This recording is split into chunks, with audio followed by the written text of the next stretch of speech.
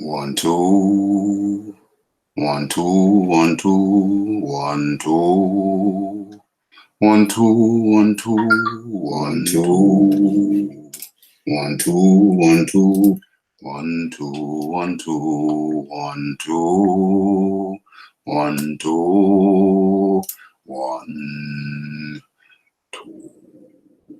Can't hit that line note. Can't hit that low note today. Can't hit that low note today. Okay, first things first, before I even commence to speak, let me select the background music for the start.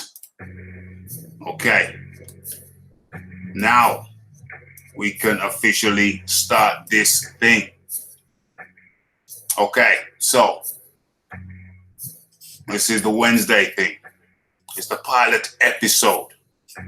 It's the pilot episode of the Philosopher's Hour, live with Raphael Dawkins, where we will talk about life, health, mindset, and sport. A little bit of sport of some description. Most likely a combat sport. Okay, so you just move this across a little bit. Which way are we going? Which way are we going? Okay, so this is a yes, get this smoke up in the building. Toby Bartlett with a triple affirmative. Pablo Diablo. Tommy Temper in the house. John Daly representing. Okay, so we're going to warm this thing in nicely. Warm this thing in nicely. Yeah. Okay, so we're going to start off. This is going to be different from the normal boxing talk with Rafi. We're talking about life, health, mindset, and we may touch on a little bit of sport. I'll be sending out links. So, but first of all, we're going to allow the area to populate. We will cleanse ourselves. We will cleanse ourselves of negative energy. But first, let's warm in. Where are we? Let us warm in with a warm-in video. Let's do that. Let us do that. Let me go to my channel. Let's warm the area in for 5 minutes. Let the people know what's going on. Let the notifications get out there.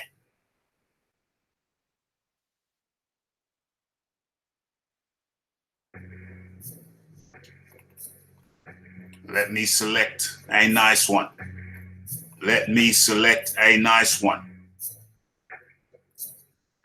There'll be more to do with sport than philosophy. Health, healthy mindset.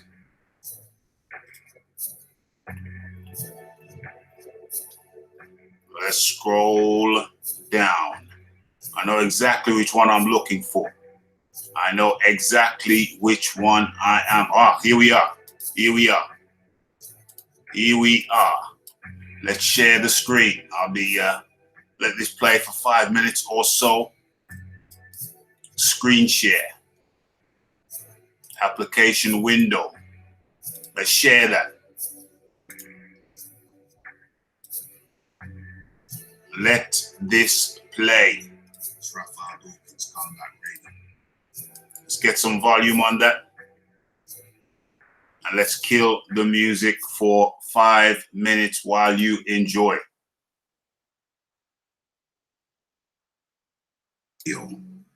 And today, yes,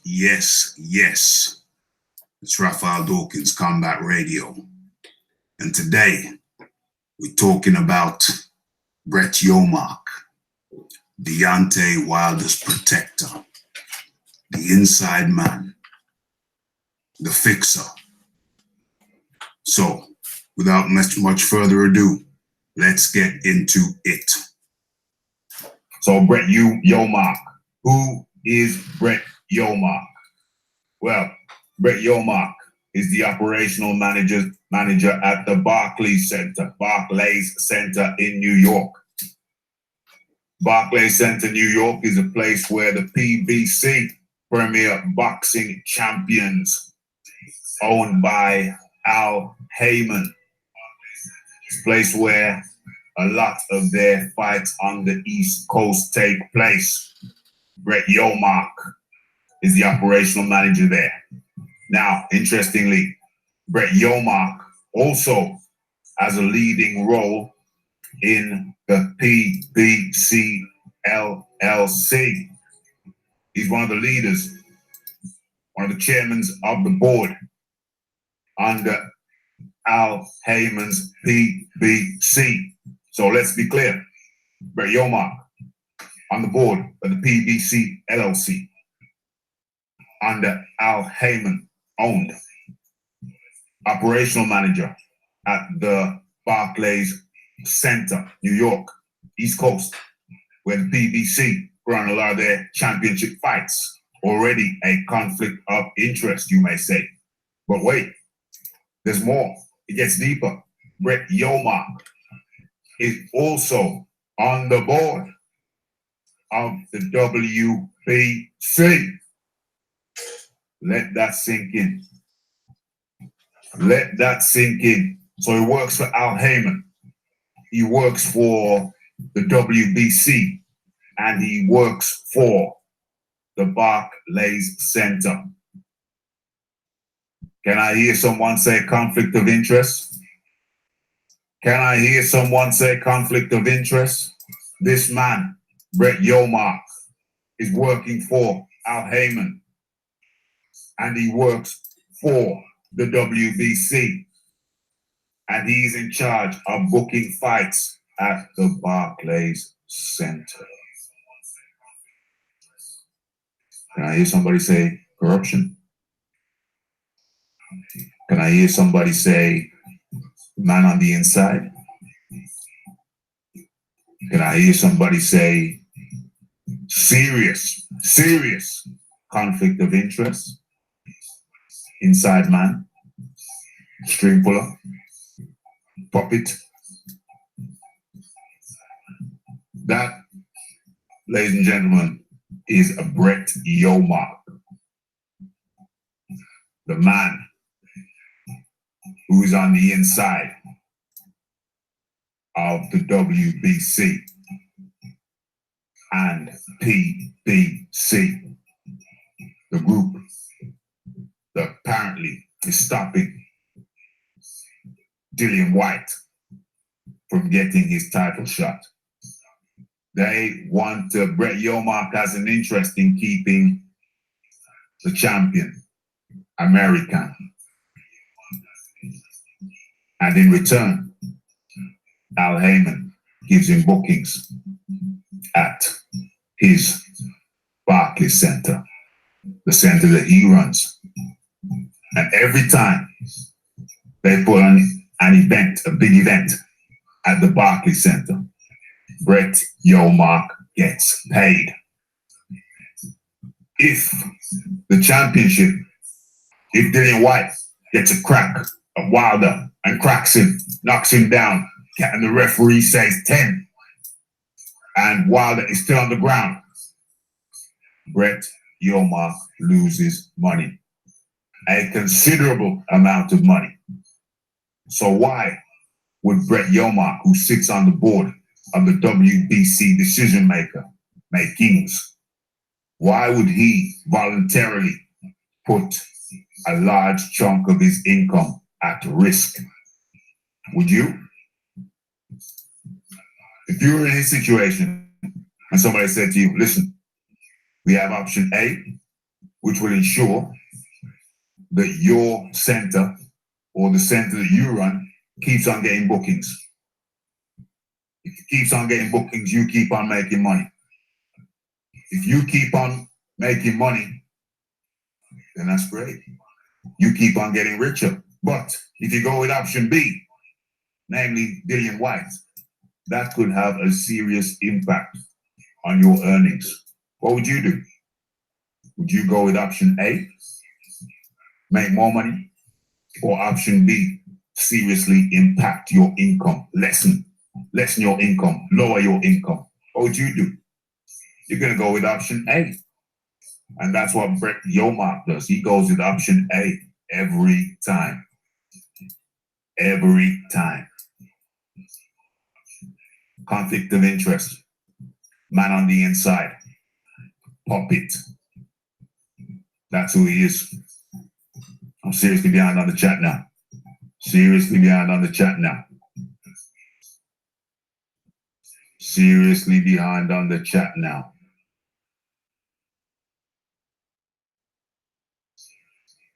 Brett Yomark loses money if Dillian White wins, because now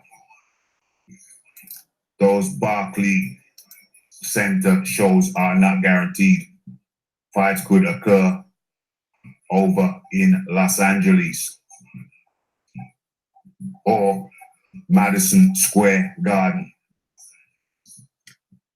the most prestigious place, one could say, in boxing. So now Brett doesn't have any interest in Madison Square Garden. His interest is in the Barclays Center, the less prestigious place, the less prestigious option. So Dillian White wins. Brett Yomark loses money. Also, one has to assume. Also, Tommy Temper's in the house. I forgot to mention you earlier. Also, one can assume that in such situations, if you're doing a favor for a rich man and you're making his business money, how the hell are you not getting paid on top of that? So let's look at his income revenue. Let's look at the income revenue streams. Let's look at the income revenue streams of Brett Yomark. One, he's getting paid because he runs the Barclays Center. One income revenue stream. Two, he's getting paid because he works for the WBC, World Boxing Council.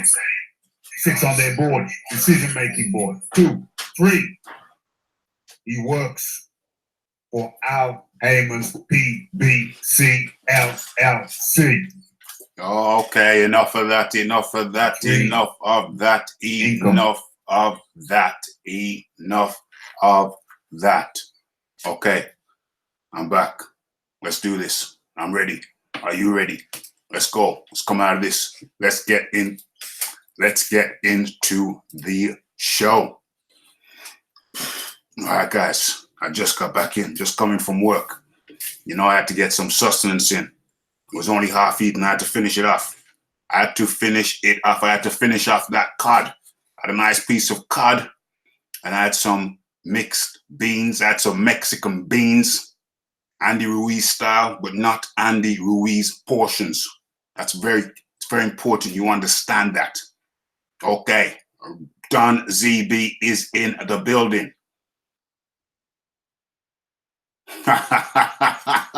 Don ZB is in the building along with his other LDBC brethren. Get this smoke. Where is Get This Smoke? Is Get This Smoke here? All right, a lot of links being sent out tonight. Okay.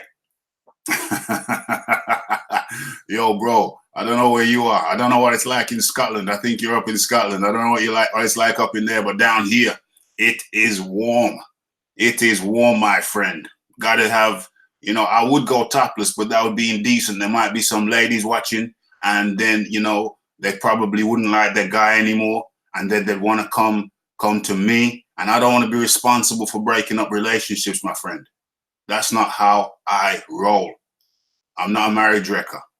Okay, please. So I have to maintain a sense of decorum. Oh my gosh, it's raining. Wow, damn, it's warm down here, Star. Trust me, I'm sweating. I'm sweating. There are beads of sweat on my brow. But anyway, as I said before, like I told you before, okay, it's a different vibe tonight. As you can see, where am I? Let me get back into my proper screen. As you can see, it's a different thing. It's a different thing tonight. Where are we? Where am I? Let me get back into, boom. Okay, so global global warming, says the supernaturals. John Dealey in the building. John's getting a link if he wants a link. ZB, it's a competitive fight. John's on it already, mate. Straight in, straight for the jugular. Costa del Brum, 100%, mate. 100%. So we're going to get links sent out. And we, as a matter of fact, you know what? Even though we're not on topic yet, let's get some links sent. What, should I do it now? Or should I do it after I've delivered my ceremony? After I delivered my sermon. It's more of a talk. It's more of my observations. It's my observations today. Now, check it out. Check it out. Let me get this. Let me do this thing nice and sweetly and systematically. You know how systematic I like to be. Now, there's been some things going on. There's been some mad things going on. Where are we? Where are we? Okay, there's been some mad things on ZB. I think it's 50-50 where I'm leaning towards. Okay, so. Listen, bro, health. This, you see, let me read out I just responded to Ped. Let me read out the topic of this, how it's going to be on a Monday, on a Wednesday.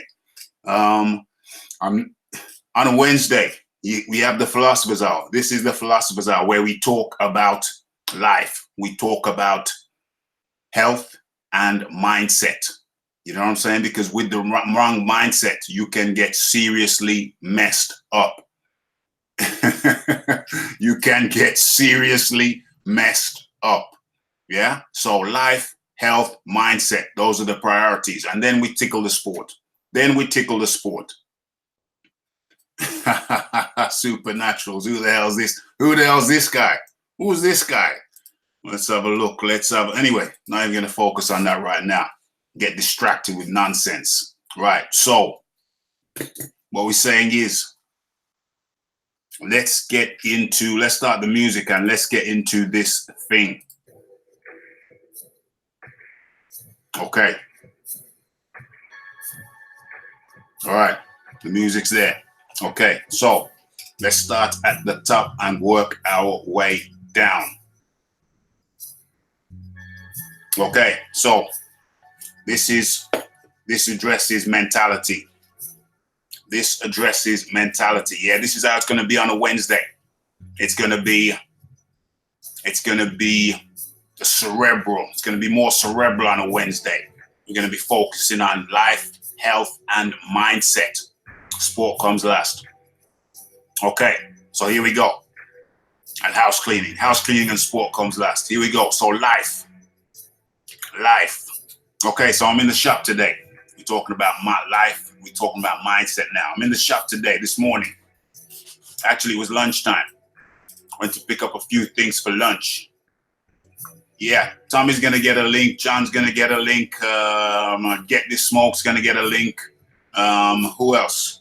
Who else going to get a link? I think Don ZB. Don ZB is going to get a link. Okay, we're talking life, health, mindset, then sport. So at this section, we're looking at mindset. So I'm in the shop at lunchtime, grabbing some things for lunch. Oh gosh, crazy, man, crazy. Getting some things for lunch. And there's a guy on the checkout. I know him. He's a good guy. We have a laugh. He's been there for years. I treat it like my local shop. John Daly, Ralph's got fans. I treat it like my local shop. It's literally just down the road. It's my corner shop, but it happens to be a Morrison's. So I've got my bag. I work locally, so I've got my bag of stuff that I'm bringing home primarily for lunch, and then some extras. I'm gonna bring it home. I'm gonna put it in the fridge, and I'm gonna have a little cook up while I bash out some videos or something. or release some videos that I've already done. So it's a bag worth. So as he's scanning the stuff, I got some fish in there. Got some fish, and the fish is pungent. So I tell the fella, yo, bro, can you bag that for me? So yeah, he bags it for me to, keep the smell from just stinking out the place. So yeah, as he's doing this, we're talking and he's scanning stuff and he's bagging what needs to be bagged, scanning what needs to be scanned, etc., etc. And it's a process. It's a process. So this woman behind me, I noticed her start to huff and puff. She's huffing and puffing. Pablo Diablo is on the money. He says Morrison's has got the best meat section. It's got the best meat section, my friend. No doubt. No doubt. Fresh meats, fresh cuts. So this woman behind me, she's huffing and puffing. She's, no disrespect, but she's way past the prime. And, but very basic, very basic. Not that I'm judging a book by a cover, but that's how she looks, appearance first. So she's huffing and puffing. And after a while, I realized it's like supposed to be a message in my bro who's bagging my stuff up for me. So I realized, I think about it, and I went, well, what the hell do you want us to do? There's a self-scanning place further on that you could have opted to go to, and you can still opt to go to it. It's your choice. But you opted to come into this queue, and it's going to take as long as it's going to take.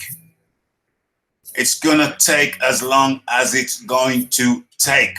I see all your names. Do a roll call in a second. And so that led me to thinking, wait your turn. Yeah, just wait your turn. It's going to take as long as it takes. And you're huffing and you're puffing. It ain't going to blow nobody's house down. It ain't going to blow nobody's house down. Are my levels peaking? I think my levels might be peaking. So, yeah, and it led me to move on. There will be a conclusion to this. So John, that's his name. John just kept on bagging up my stuff. We kept on talking, having a laugh. At lunchtime, the sun is shining, and we are having a laugh while he's bagging my stuff. And the huffing and puffing, she kept on huffing and puffing. And then when it came time for me to pay, she kind of invaded my space, but it's okay. I just stepped past her. Respect to the boxing librarian. Respect to that man. So it's a bit different today, boxing librarian. We're more philosophy. We're talking about life, health, mindset. So she just kept on huffing and puffing. And it reminded me of the and it reminded, I just kind of, as it came to pay, I just kind of eased past her.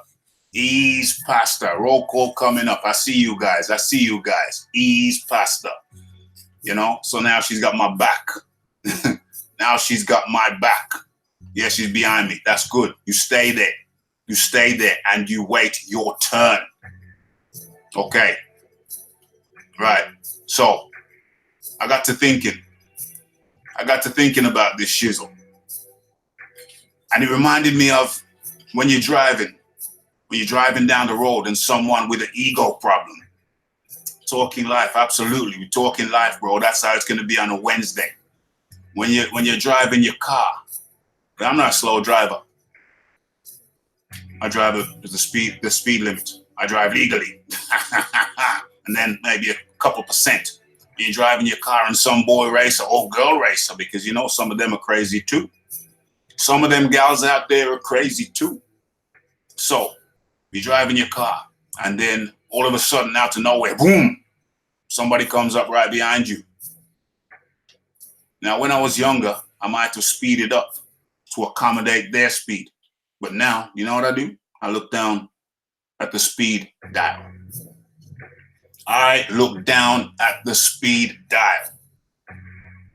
Am I driving at the legal speed? And if so, I maintain that level. And they freak out. I may even slow down just a tad. And they can feel however the hell they want to feel. And the moral of the story is, how the hell is somebody who's behind me gonna drive my car for me? How the hell is somebody who's behind me in a queue gonna dictate what happens in front of them? And you know what the moral of the story is? The moral of the story is, mind your business. When it's your turn, it's your turn. When it's not your turn, it's not your turn. Mind your business. Stay in your lane. How the hell is a man, another man, or another woman gonna come into your lane and try to dictate what you do in your lane? How the hell is that gonna work? I'll tell you what, it is not going to work, because that individual, don't push me, Grandmaster Flash and the Furious Five.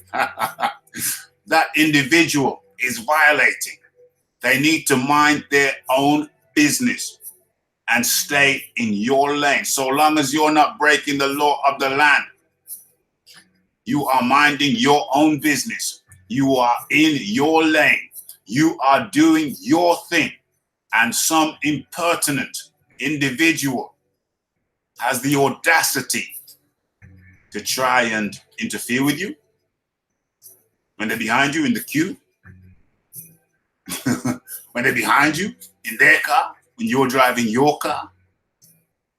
You know where I'm going with this. Or in life, in general, in life, we are in our lanes. We are driving at the appropriate speed in our lanes. And some impertinent individual wants to try and come and push up on us. How dare you? Are you off your nut? Are you off your nut?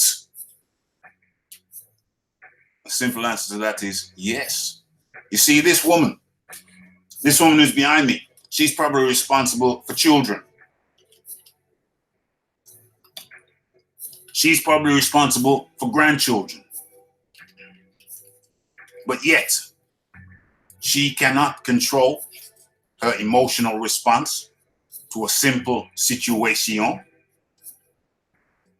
A simple situation. Let me tell you how I deal with it. Let me tell you how I deal with it when I'm in a queue. I just mellow out, because I know I am not so audacious as to think that I can dictate what's going to happen in front of me when I'm in a queue. So you know what I do? I just mellow out. And if it's a long queue, guess what? I just chill. And if it's a long wait, guess what? I may just pull my phone out and read an article. I've got my headphones in already, pretending to be listening to music so I don't get harassed or annoyed. So I may just put some music on. But ultimately, what I will do is stay in my lane and mind my own business. Mind your own. Mind your own business. Stay in your lane. You are not going to dictate my speed if you're driving behind me. You are not going to dictate the speed of the process if you are standing behind me in the queue.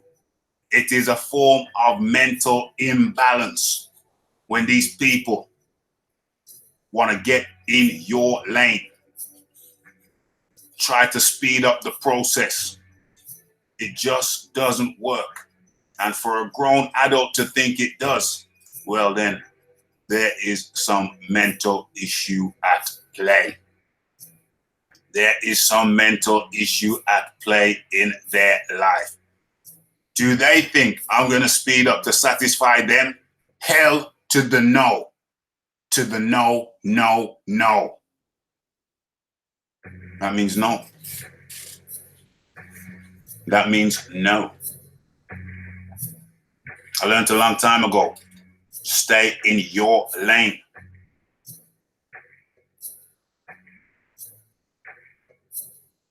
Trying to exert influence.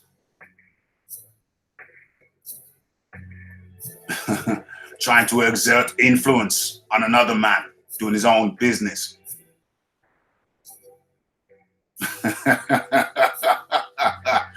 Trying to exert influence, trying to drive from behind, it won't work, my friend. And for the people,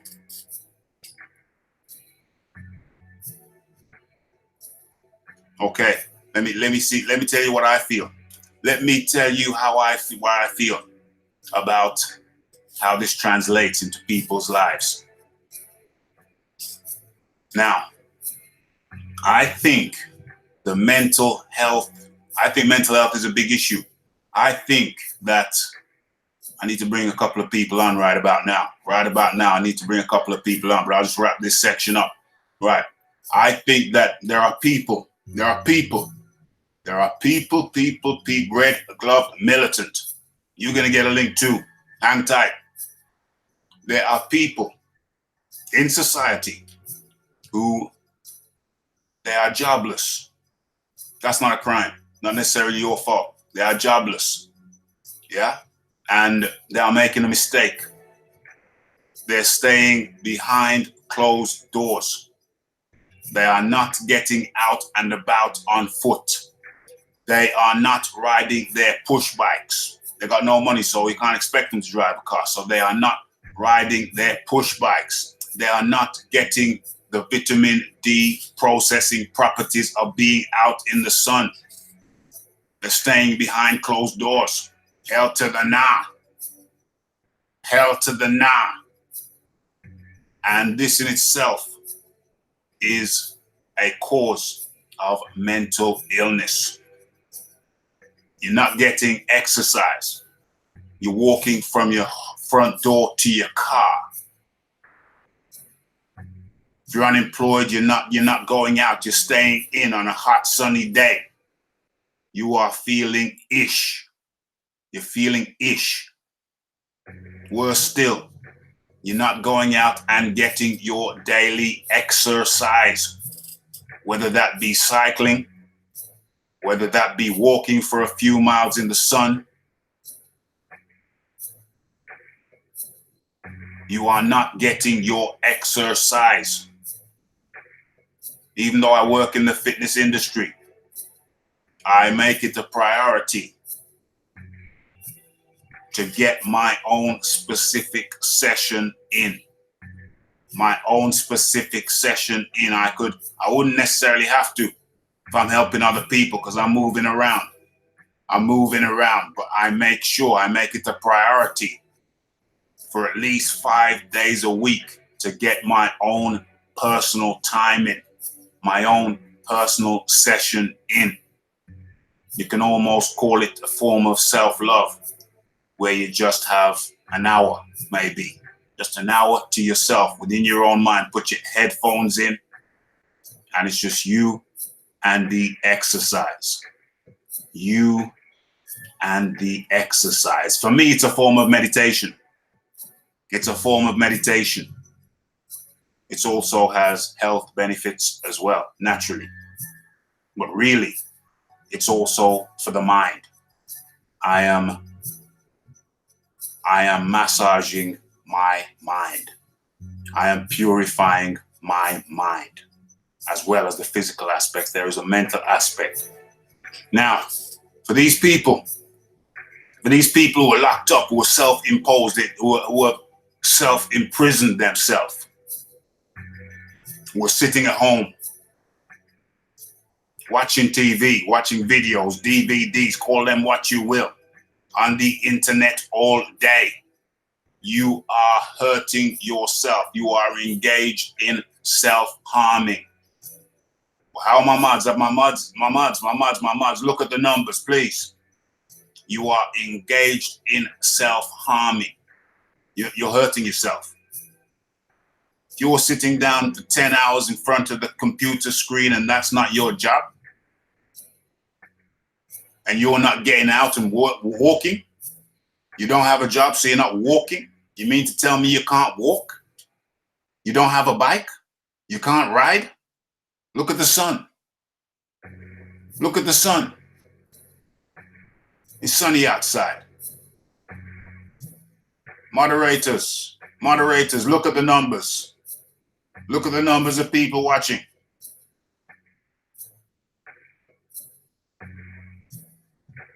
Okay, so that is a form of mental illness. You're cooped up like a dog. You have imposed yourself, you have imposed a prison sentence on yourself. No different to a dog which is tied up. Smash that like button, folks. The numbers aren't adding up. Smash that like button. If you're here and you're enjoying what you hear, smash that like button. Moderators, please stay on the ball. I don't like to interrupt myself when I'm talking to do housekeeping. Please take care of it. Thank you. So, like I say, it's no different to having a dog tied up to a tree. You can only run around in circles. The poor thing can only run around in circles. That's what you're doing. Yeah, indeed, we do. We'll take care of that. That's what, no problem. But just stay on it every 15 minutes. Just remind the people. I don't like to interrupt myself to interrupt my dialogue to do it. So I leave that to you guys. Please remember. So you're no different from a dog tied up to a tree. You're running around in circles in your homes, be it a house, be it an apartment, be it a tent, or be it a caravan. This habit of people cooping themselves up and not getting any form of exercise, even if it's just walking for a couple of miles, even if it's just walking 20 minutes in one direction and then another 20 minutes going back home. That's a 40-minute walk. That should be a minimum, continual. Every day, you need to be walking somewhere, at least 20 minutes in one direction, and then 20 minutes back home. You've got your 40 minutes, preferably 45. Should be 22.5 minutes one way and then 22.5 the other way. That's 45 minutes. That's your minimum. That's 45 minutes. That's your minimum. 45 minutes. That's your minimum. I'm going to go ahead and smack this. I'm going to go ahead and smack this, baby. I smacked it. I joined you. Okay. So, where are we? Okay, now I send out the links.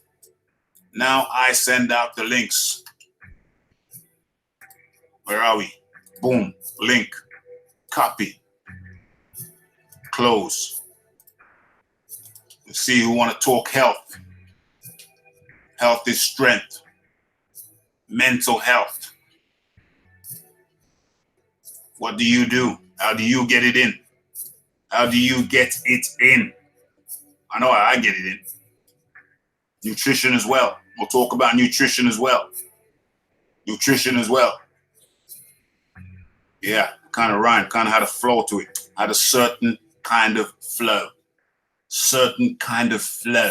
Okay, there's one sent out. Okay, let's do another. Let's go to one of our American friends. Boom. That's sent out. Let's go to another one of our American friends. Boom, that's sent out. That's 1, 2, 3. Where are we?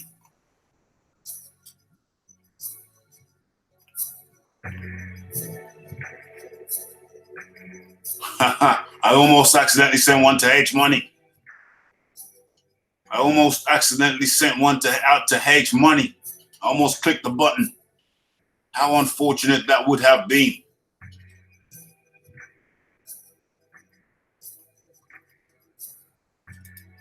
I'm sending that one to Boxing Librarian. He's eating his dinner. He's just come home from work, so he's probably not going to be able to get on, but I'm sending one out just out of courtesy.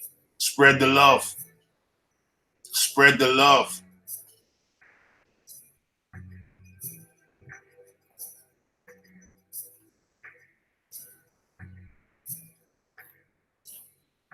Okay, so let me close that down. Okay, so now back with you guys.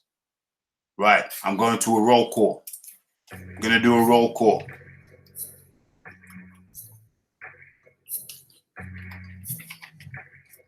Going to do a roll call.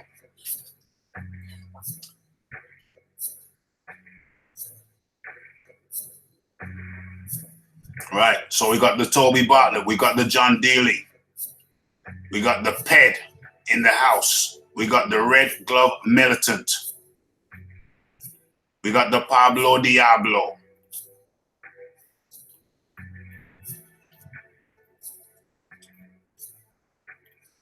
Scrolling on, scrolling on, scrolling on.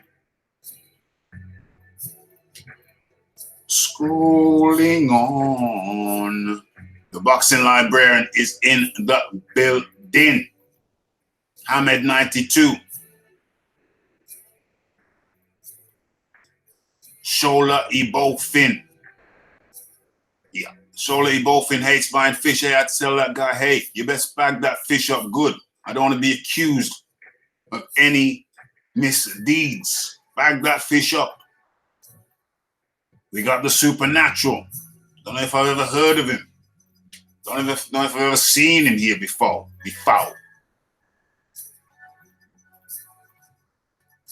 Okay, so those are what? Beefing Boss. Beef Huff and oh, seems a bit of a weirdo. So let's take care of this fool. Let's take care of that imbecile.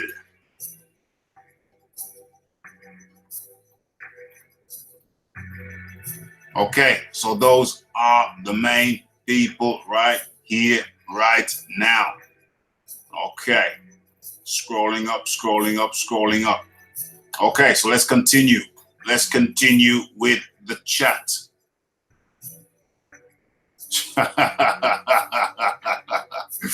Oh dear. Let me see what he said. Oh, what did he say? Beefing Bus, he said, don't forget me. Yeah, one of them weirdos from over wherever. We have our suspicions. Okay, right. So let me see what's going on in the background. Where are we? Okay, so now, did you not get one? Did you not get one? Get this smoke? Okay, let me go. I thought I sent you one. Hold on. Where are we? Hold on, get this smoke.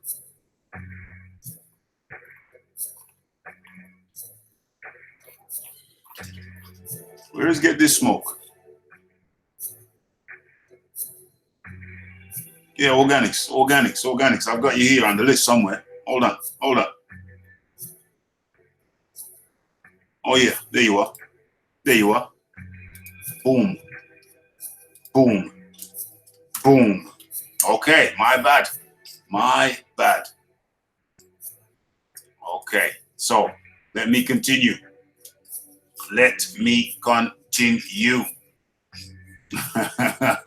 So one thing you're not supposed to be doing, you're not supposed to be sitting at your computer for 10 hours a day if you're not getting paid for it. You got to be getting out there. Get up off your dairy air and get some fresh air. No, that's no problem, Don ZB. That's no problem. Yeah, that's no problem. Don ZB. I just send out a link to various people out of courtesy if they want to get on. I know you LDBC guys, you seem to be loyal to the channel. So I got to leave some love back. You know, there's some weirdos out there. Who say I don't let LDBC guys on. They are full of you know what. I don't even want to talk about them. I don't even want to talk about those fools. Look who taught you guys how to get on. Look who taught you guys how to use the Hangout. Look who taught Don ZB, Get This Smoke, how to, look who navigated them through the Hangouts procedure. Look who navigated them through their first live Hangout chats. Look who navigated them through their first live appearance on a channel via Hangouts. And then you have some weirdos, some people who don't know how to stay in their lanes. Some mental health people who like to huff and puff when they're behind you in the queue.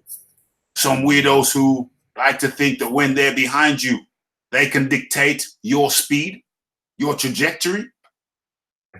You must be off your nut. Okay, let's apply that over to the YouTube people now. Let's talk about those weirdos over in the YouTube community now. The ones who like to stand behind you and huff and puff. The ones who like to stand behind you and fabricate stories. The ones who like to stand behind you and say you delete comments, when in fact you're the guy who's bringing other controversial guys in and putting them on. You're the guy who's sending these guys links. You're the guy who's talking these guys through how to use the Hangouts. You're the guys who are introducing these guys to other guys. You're the guy who's having these guys on your show first. And then they like to fabricate stories. Say, oh, I've heard that you block comments. Really? I'm the guy who introduces these guys from the other side. I'm that guy. It's not you. It's me. I'm the guy who introduces guys from the other side with controversial views and topics and opinions and puts them on. I'm the guy who puts those guys on. So you can stay there. You can stay there standing in the back of the queue, huffing and puffing as much as you like. You can keep puffing like a muffin. Keep puffing like a muffin. Keep puffing like a muffin. Yeah. Yeah, speed up behind me to see if that's going to alter my speed or my trajectory or alter my flow. You must be off your nut. It's only YouTube, mate. It's only YouTube, mate. You stay there, keep fabricating stories. Keep making up shizzle. Keep huffing and puffing. Keep driving up behind man like you're gonna do something. It's only YouTube, mate. You weirdos. You weird and sorry, pitiful, walking around your little flat in a circle, won't get out, won't see the light of day. You Dracula vampires, scared of the light of day, sitting at your computer 15 hours a day, coming on my channel.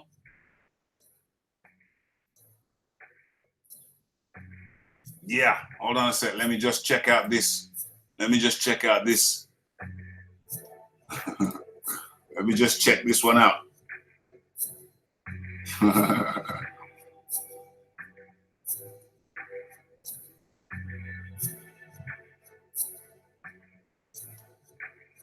Yes. I just received. Let me just put Coolio. Okay, received. Let's receive the private message. Okay, who are we? Where are we? All right, so yeah. Let me get through some of these messages. Yeah, right hook that like button, folks. Right hook that like button or left hook. Depends on if you like right-handed or left-handed. Right-handed or left-handed. Beware of the point. Yeah. Let me just deal with some of these messages and acknowledge the chat. Smash that like button, folks. Smash that like button if you appreciate what you're getting and you want more of it. You want more Wednesday shows. You want more of the Philosopher's Hour. Oh dear. Yeah, lamppost sprints, lamppost sprints. I wouldn't even recommend lamppost sprints. I would just recommend lamppost walks. Some people ain't walking. A lot of people ain't walking. I look around me and I see a lot of people ain't walking. They turn into mush.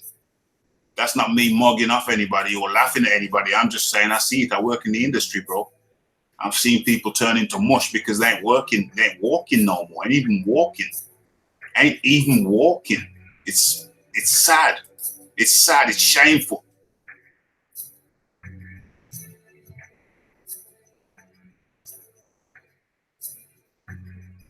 Okay, so we got what? Ped, say stab in the back. Yeah, fools, imbeciles. It's only YouTube, mate. That's my new motto for these fools. Those stay in the house, stay in the flat, stay in the tent, or stay in the caravan. Whatever it is. 15 hours a day on the computer. 15 hours a day on the computer and you're not getting paid for it. You're getting no exercise. You're getting no sunshine. You're like a vampire. And much like a vampire, you want to suck the blood of other people. Hey, I got my garlic clove on me, bro. I got my garlic clove on me, bro. You can't touch me, bro. I got my garlic clove. It's right there. How many seconds am I behind? I was waving that thing around for a while. I couldn't see anything. And now, got to bring him into light. Ped says, stab you in the back type of vampires. Stay in your house on the computer for 15 hours a day. Not coming out to your little house, your flat, your tent, your caravan. That's not good, bro. You're turning into a vampire, bro. Turning into a vampire. You need to get out there. This message it also applies to you. Get out there. Stretch your legs. Get on your bike. Exercise your mind. And you will become a more positive person. And once you become a more positive person, you will have a better contribution to give to society. Your contribution to society will be a positive one instead of what it is now, which is potentially a poisonous one. Keep your poison to yourself. Your bad attitudes to yourself. Your dirty looks to yourself. Your dirty ways to yourself. Dirty habits to yourself.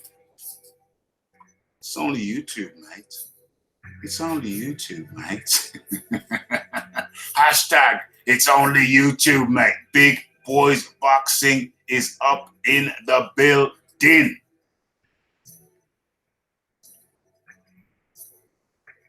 Nick there say, Stockton slap the like button and Stockton slap those imbeciles who want to spread negativity and misinformation. They want to lie and cheat. Spread lies about people. Tell lies about people. Keep your negativity to yourself. Yeah, I'm going to send you that link again. Get this smoke. What's that 24/7? 24.7. Is that your name? Is that your name? I'm going to send this link out again. Negativity, guys, you people and females, wherever you are, keep that shizzle to yourself. Keep your poison to yourself. Poison yourself. Don't poison other people. Poison yourself. You want to spread misinformation, lie about people? Nah. New conversation. Boom. Boom. There he is. There he is. I see you. I see you. Let me send that link again. Boom, boom, boom.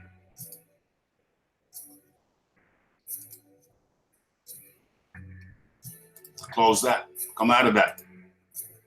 Where are we? Where are we? Who is it? Who is it? I've already sent an invitation. When it said I gotta send another invitation. What? Invitation sent? What is this madness? Unknown invitation. Huh. It's crazy. That is crazy.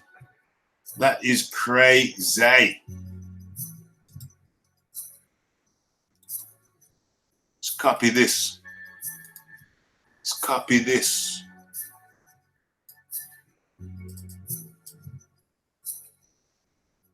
Let's go again over here. Who the hell's that? No, no, no. Do not call. Do not call. Hang up. Hang up. Hang up. It's not a calling thing. I told you this before. Do not call. Oh my. Please stop calling. Please. I told you that it's not a calling thing, bro. I'm sending the link now. Okay. Okay. Thank you. That's the link. And come in very gently, bro. Very, very gently. Not again. Not again. Stop. I've just sent you the link, mate. I've just sent you the link. I've literally just sent you the link. Boom. There it is again. There it is again.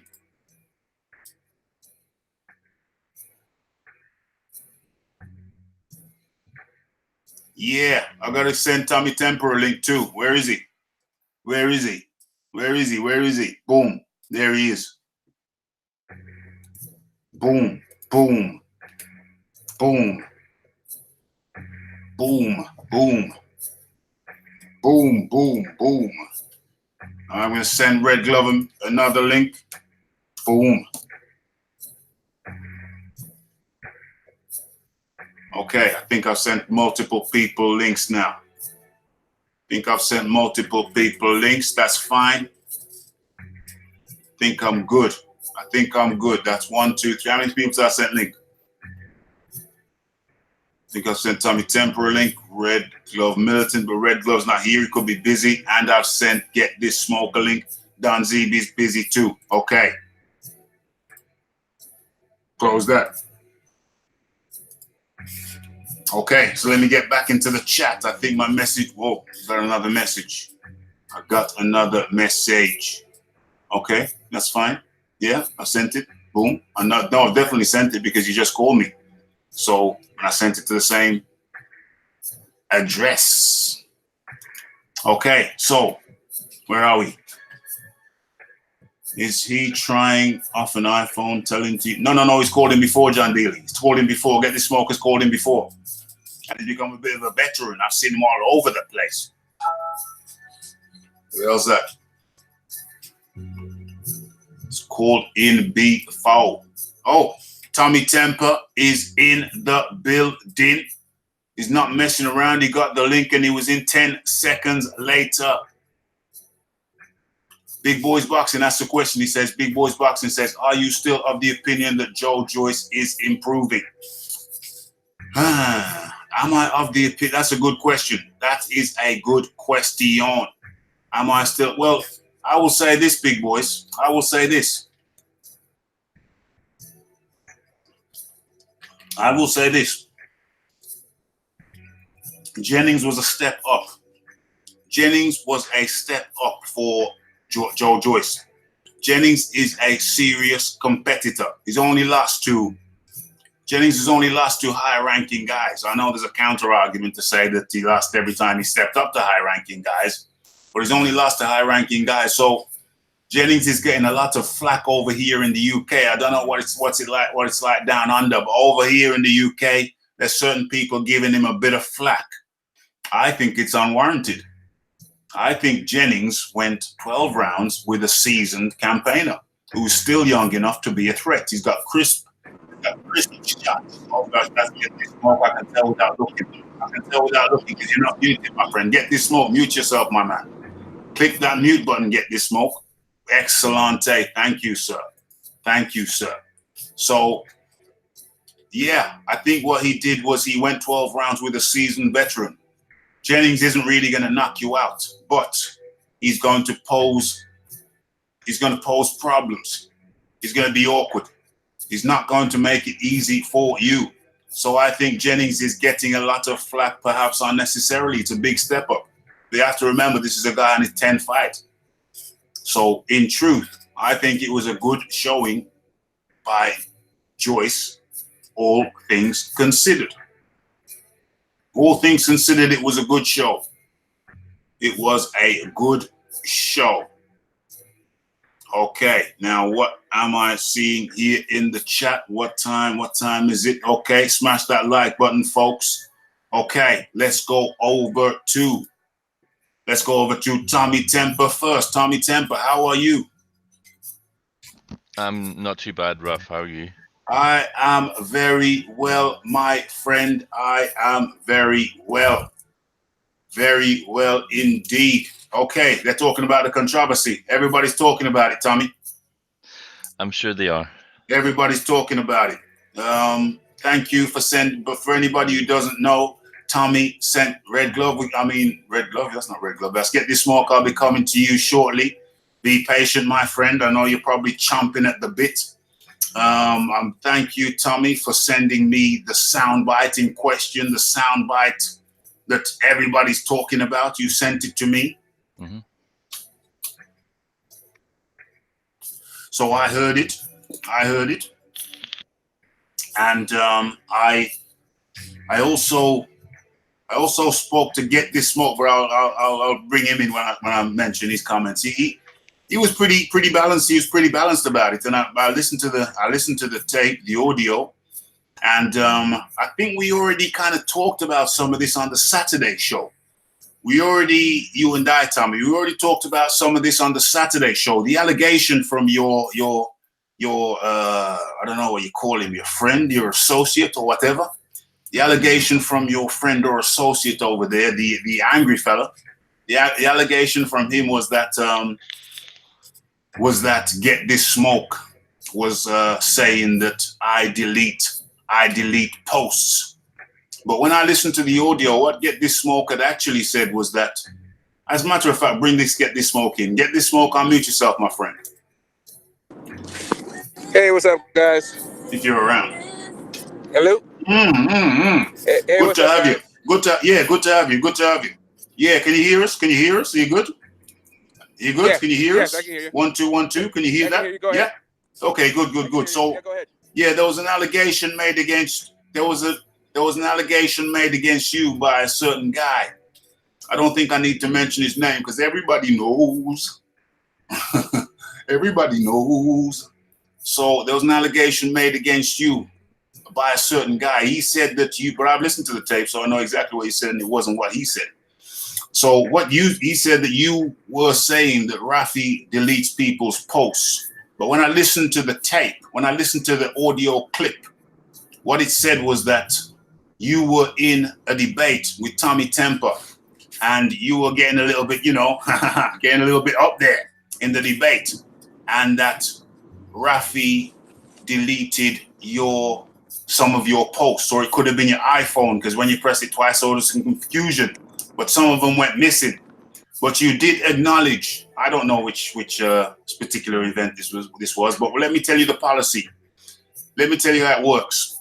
How it works is that if obviously there's an inappropriate comment, if it's inappropriately rude or what have you, then that post may get deleted. And that is the same throughout YouTube. That is not particular to Raphael Dawkins Combat Radio. That's throughout YouTube.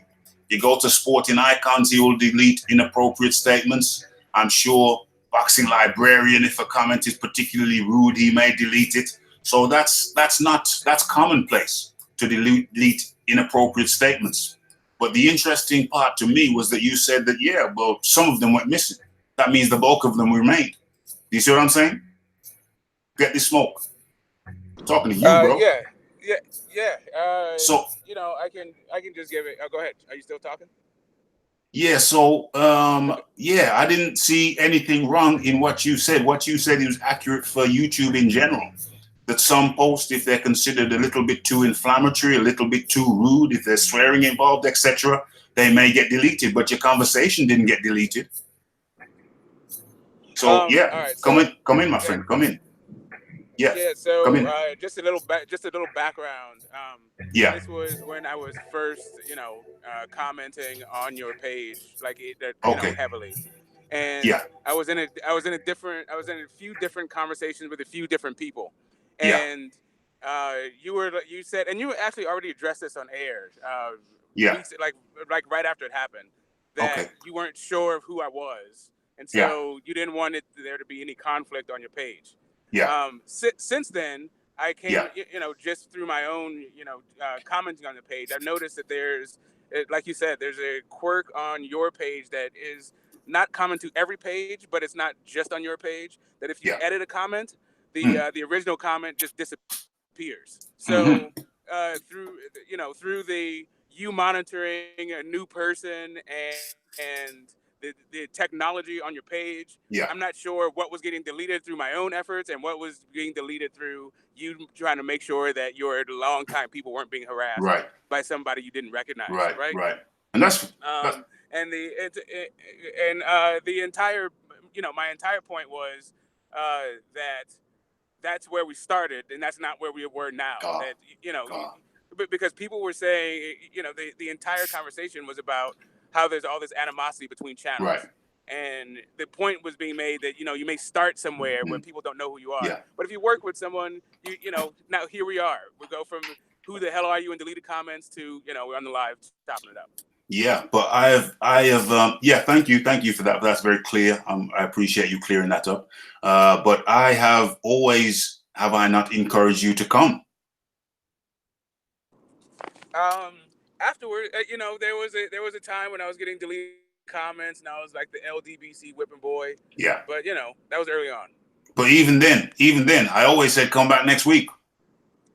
Yeah, definitely. I always have felt, more or less welcome. I feel critique, right? I feel like I made a joke also, right? So whatever. Yeah, I mean, it was never a case of get out of here, get this smoke, don't come around here. It was get this smoke, the LDBC guy, the LDB. Exactly. You make sure you come here. You make sure you come here. Keep your ass here and get this smoke.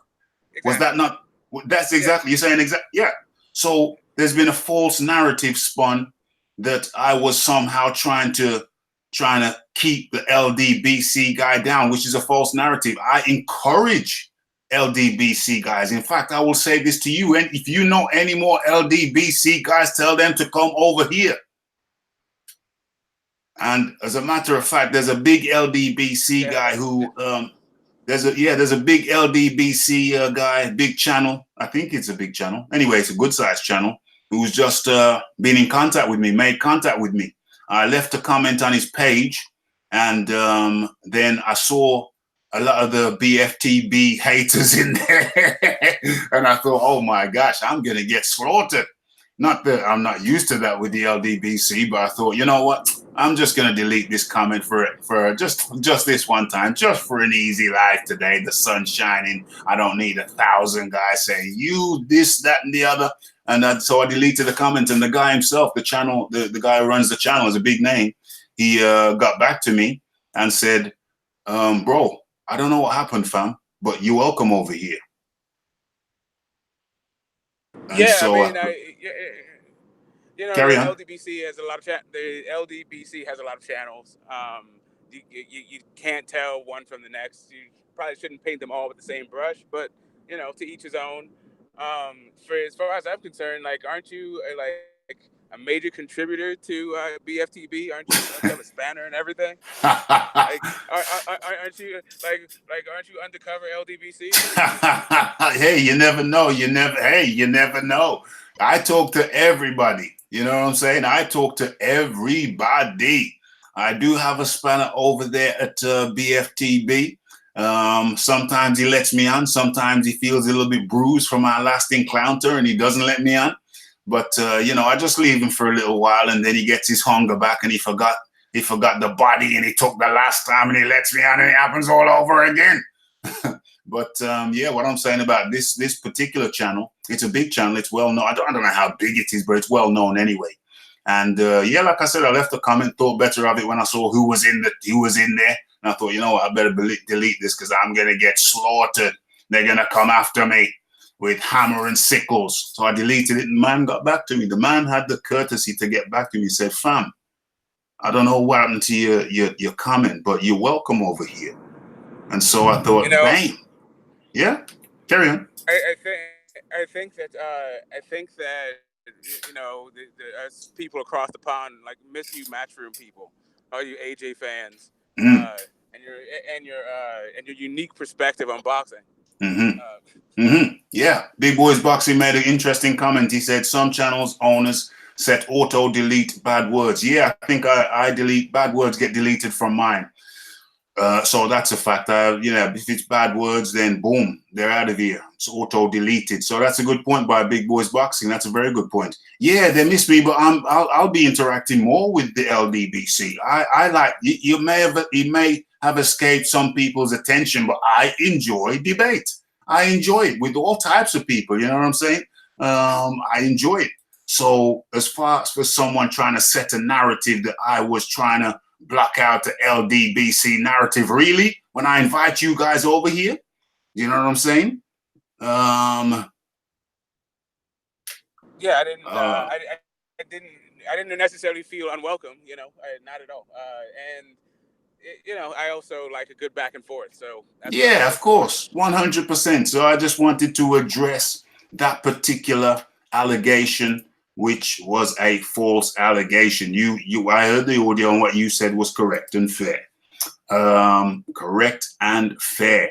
Let me get into the chat a little bit before I get to Tommy Temper. So Tommy Temper gets his say. Uno momento. Where are we? This is about clarity, guys. It's about clarity. The Wednesday show is going to be about clarity. Rafi is trying. Okay, yeah, I've gone all that way. I've gone that far back.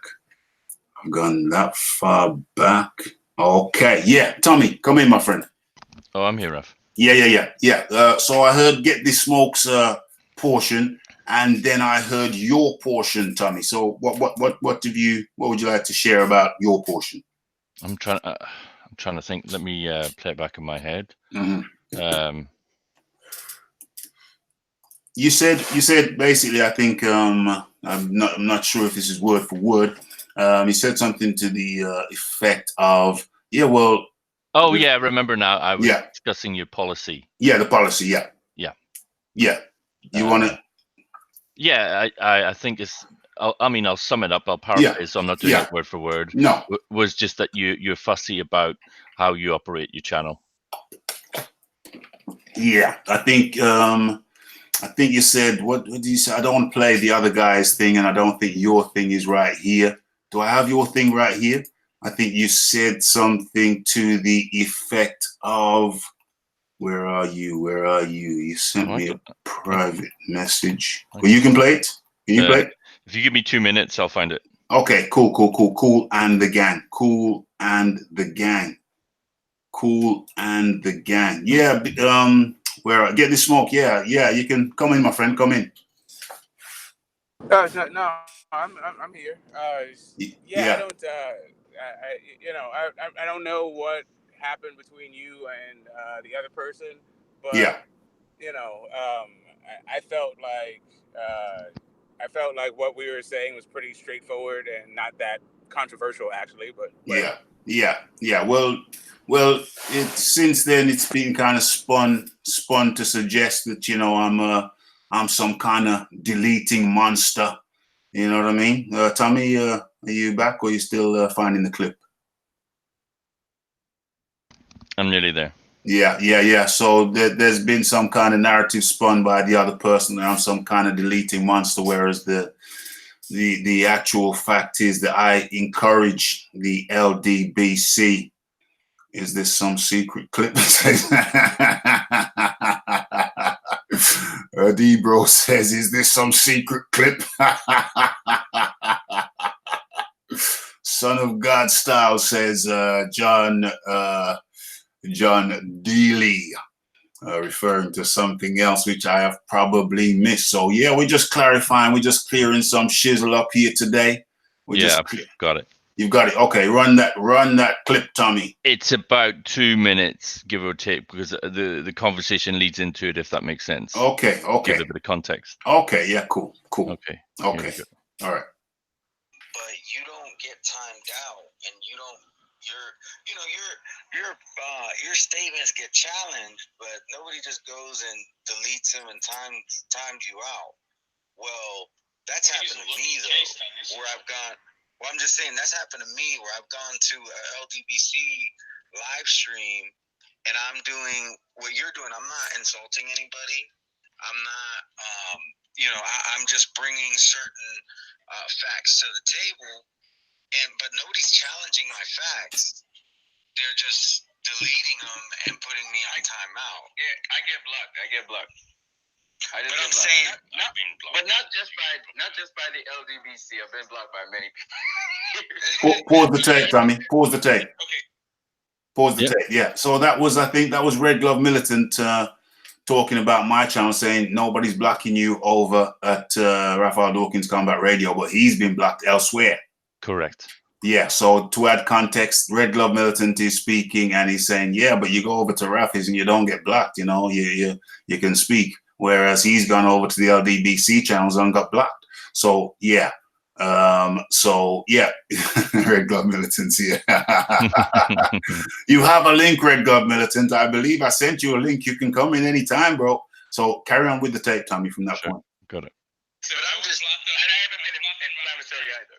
There's times when I have been. And I've been blocked on Rafi channel too. Like it took a while for the Rafi to, like my thing with Rafi, it goes back a ways. Oh, does it? Oh, does it? Yeah. Oh, you mean back to TV days? Yeah. Pause the tape. Pause the tape. I have no recollection of Get This Smoke on TBV. Let Get This Smoke come in. I believe that. We had a few interactions in the chat room about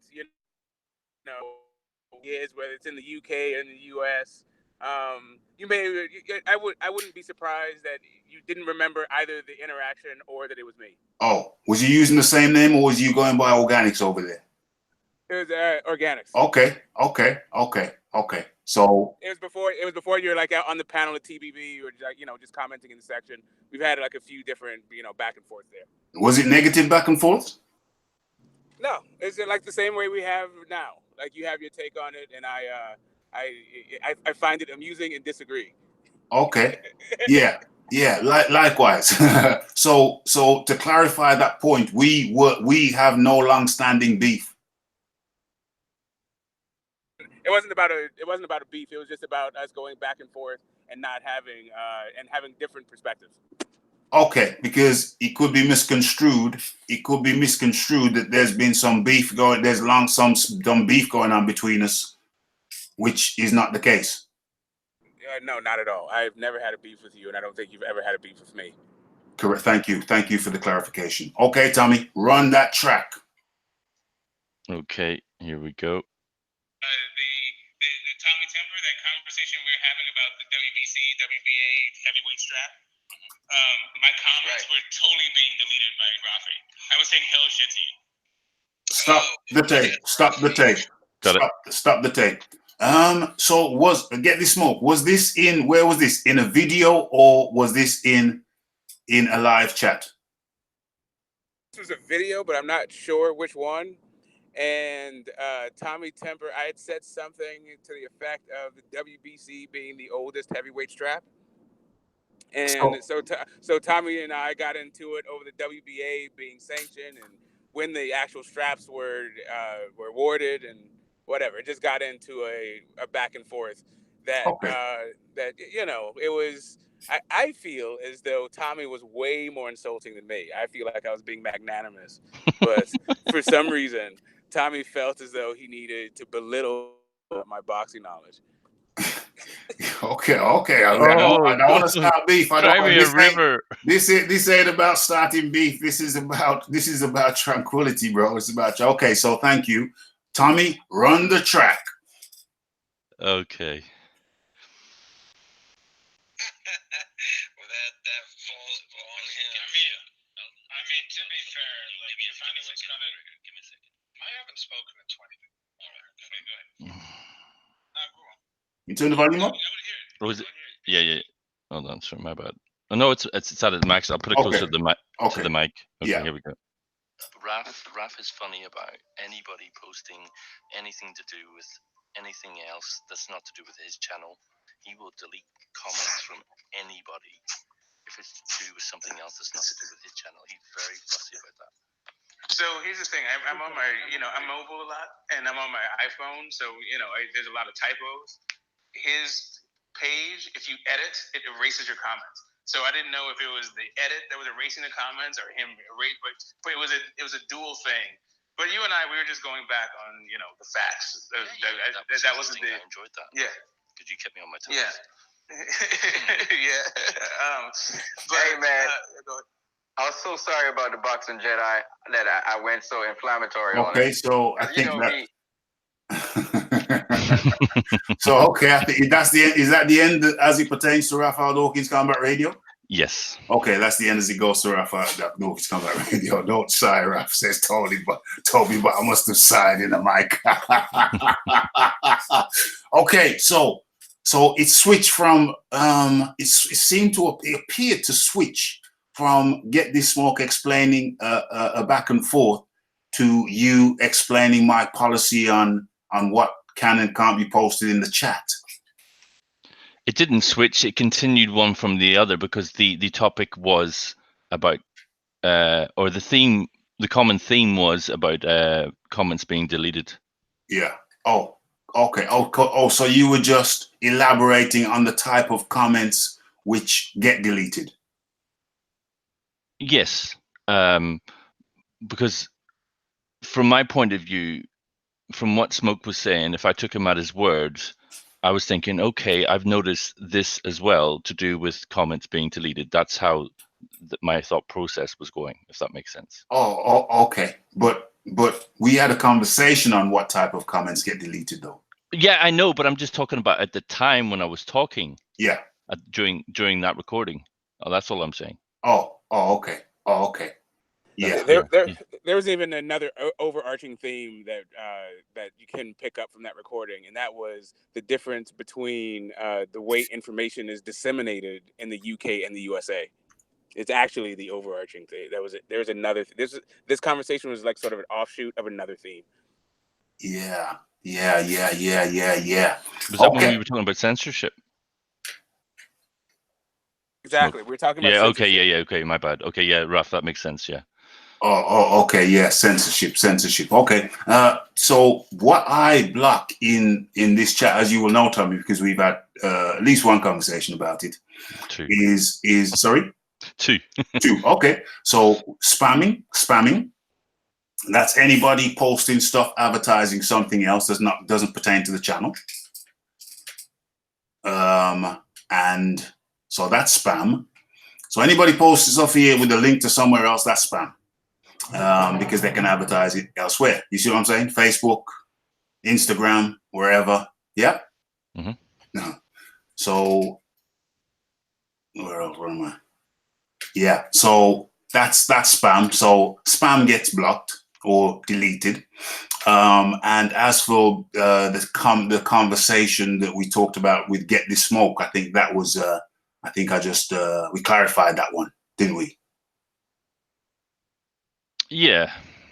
Yeah, I feel like you addressed it before Tommy and I addressed it. Yeah, right, 100%. So, is there any questions from either of you for further clarification?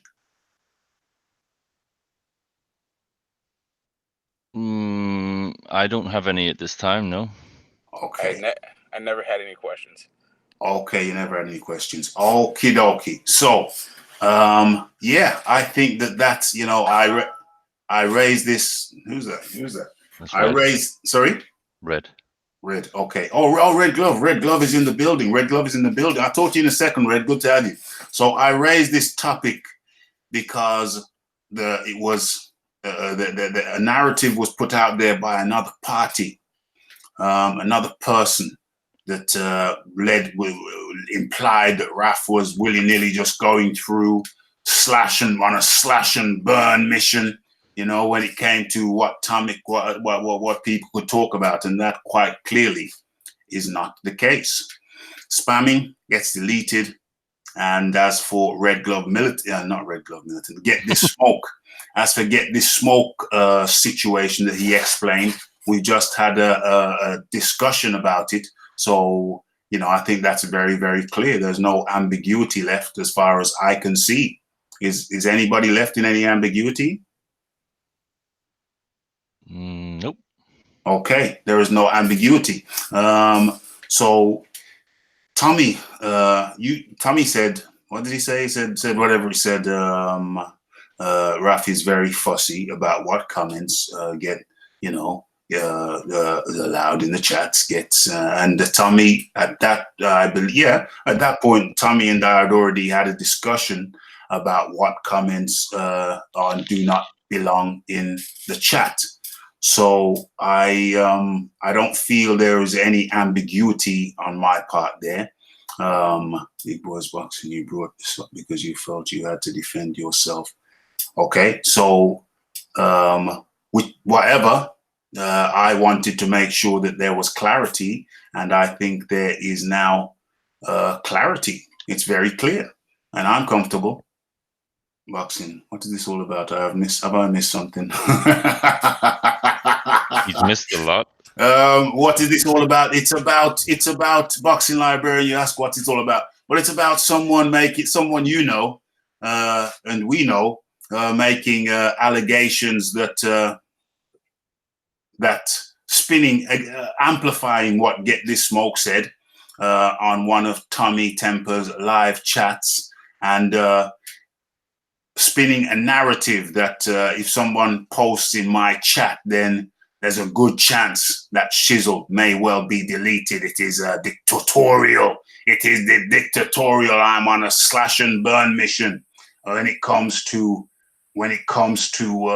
which comments remain, which comments go. So yeah, there was a narrative. There was an attempt to create a narrative that your comment may be deleted from Raphael Dawkins Combat Radio. He doesn't like the LDBC. That was the kind of tone, that's where it was going to. And so I felt it important to get the two guys. And then Tommy added, yes, Raph is very fussy about what comments remain on his chat. So it was important for me to get the two guys concerned on here to clarify anything that needed to be clarified. I think Red Glove Militant has clarified it very, very well.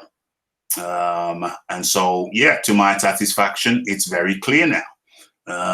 Smack the like button. It's good karma to make up. See the novel on Hangouts. Why are you back on Rival? It's your channel, Raf. Run it how you want. No explanation. Oh, okay. So Big Boys Boxing makes a very interesting point. Big Boys Boxing says, just as I received a novel on Hangouts about why you blocked Unrivaled Boxing and News, it's your channel, Raf. Run it how you want to. No explanations required. Very well said, Big Boys Boxing. And further to, I appreciate that. And further to Boxing Librarian's question, I had as you know, Unrivaled has been named here and has been blocked from my channel for some time. And he asked why he was blocked. Well, primarily he was blocked because he was in a chat one Saturday and he said, I'm unsubscribing because you are ignoring me. There had been an incident before that when a friend of his, who apparently allegedly runs a big English channel, was in here trolling. I'd never seen that person before, so I immediately, after his second troll in 2 comments, I immediately blocked that person. Allegedly, that person is the owner of one of the big channels over here in the UK. I'd never seen him in the chat before. He makes two statements, and both of them are trolling statements, so I blocked that individual. The Unrivaled then comes and starts to try to argue with me about why I blocked this guy, saying he's a well-known guy. Why did you block him? And I don't tolerate that. I'm not going to tolerate somebody trying to defend someone who's trolling in my chat and try to tell me that I don't have the right to block someone who's trolling in my chat. And that then led to, I think it's a week later when we had the when we had the situation where Unrivaled said, I don't like, you're ignoring me. I don't like that. I'm unsubscribing. So I said, fine, no problem. You can unsubscribe. Sorry about that. Sorry about that. Take care. and I blocked Unrivaled at that point. A few weeks later, the issue was raised. Unrivaled came in on a different name and asked me why he was blocked. I said, well, I will have a discussion with you about that off air. Somebody mute yourself, please. I will have that discussion off air. He then Skyped me. He said that I told him to Skype me, but I don't know how I would have because I didn't have his Skype number. And as far as I knew, he didn't have mine. But somehow he sent me a message via Skype.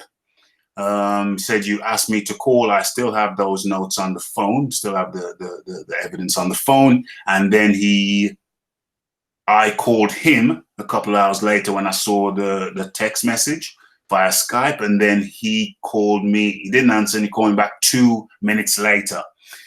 We then proceeded to have a 2.5 hour conversation, which I thought was very cordial from my end, where I explained in detail why he was banned. I said I didn't like, and I explained this the other day on the chat. We've had this, he came on the other day. I think it was Friday. He came on Friday and we had it out. We aired it all out. I explained to him, as I did then on the 2.5 hour Skype call, that I find I still officially don't have a clue what's happening. Okay, cool. But I explained to him that I thought he was aggressive, came over aggressive, sour, bitter. Yeah, aggressive, bitter, and sour. Those were the reasons I thought he wasn't a good fit for the channel. I explained that in detail, politely.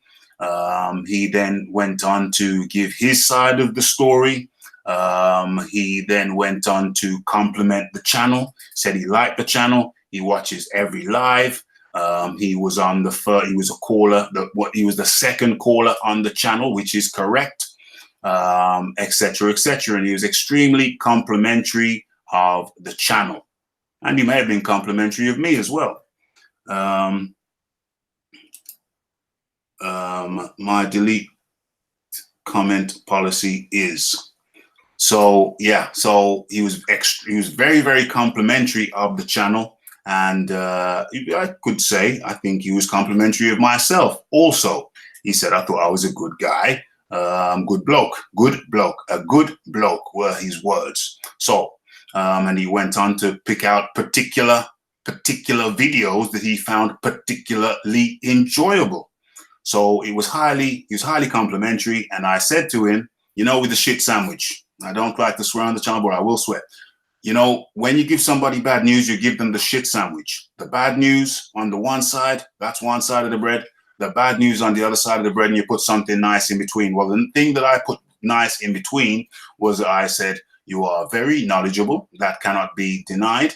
My issue is with your delivery. That was what I said. I found the delivery aggressive, bitter, and sour. That was my opinion. So there's your shit sandwich. Bitter, aggressive, bitter, and sour. That's the shit. The nice bit in the middle, the honey in the middle of the shit sandwich was that you are very knowledgeable. And I think that's an honest opinion. He's very knowledgeable. I just don't like the delivery. I went on to say that at some point in the future, when you're standing where you're standing in your part of the river, and I'm standing at my point in the river, when we... Someone blocked Rafi for saying shit sandwich. And I said, when you throw your pebble in the river and I throw my pebble in the river, the point at which the ripples join, when those ripples join, that will be the time when you and I believe that we can work together on this channel. That was my opinion. That was my statement. Now it transpires that I got the feeling that he recorded, there's something happened and I got the feeling that somebody made a quote to me and he said, your words, Rafi, your words. So I thought, oh, that seems like somebody's heard some audio. So I said, cool. So during our discussion with Unrivaled on Friday, I said, did you record that 2.5 hour confidential private telephone call? Did you record a private telephone call without the other party's knowledge? And that party is me. And he said, yes, I did. So you have a situation where someone calls someone, a person calls me, and surreptitiously records the conversation. Very, very bad form. Very, very bad form, and it could be illegal. It could be illegal. But that's a summary of what happened. But I will say hashtag release the tape, because everything I said was, I stand by. I didn't throw anybody under any kind of bus. I didn't talk about anybody else. I talked about him. That's all. And my channel. That's all. And everything I said, I'm perfectly cool with, 100% cool with.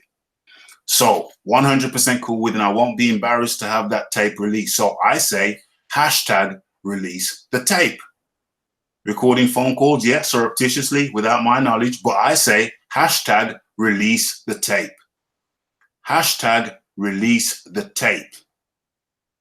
And Toby Butler said, Rafi, if your show was shizzle, nobody would worry about their comments on their, like, yeah, this shizzle you'd rather not be associated with, 100%. So I'm 100% cool.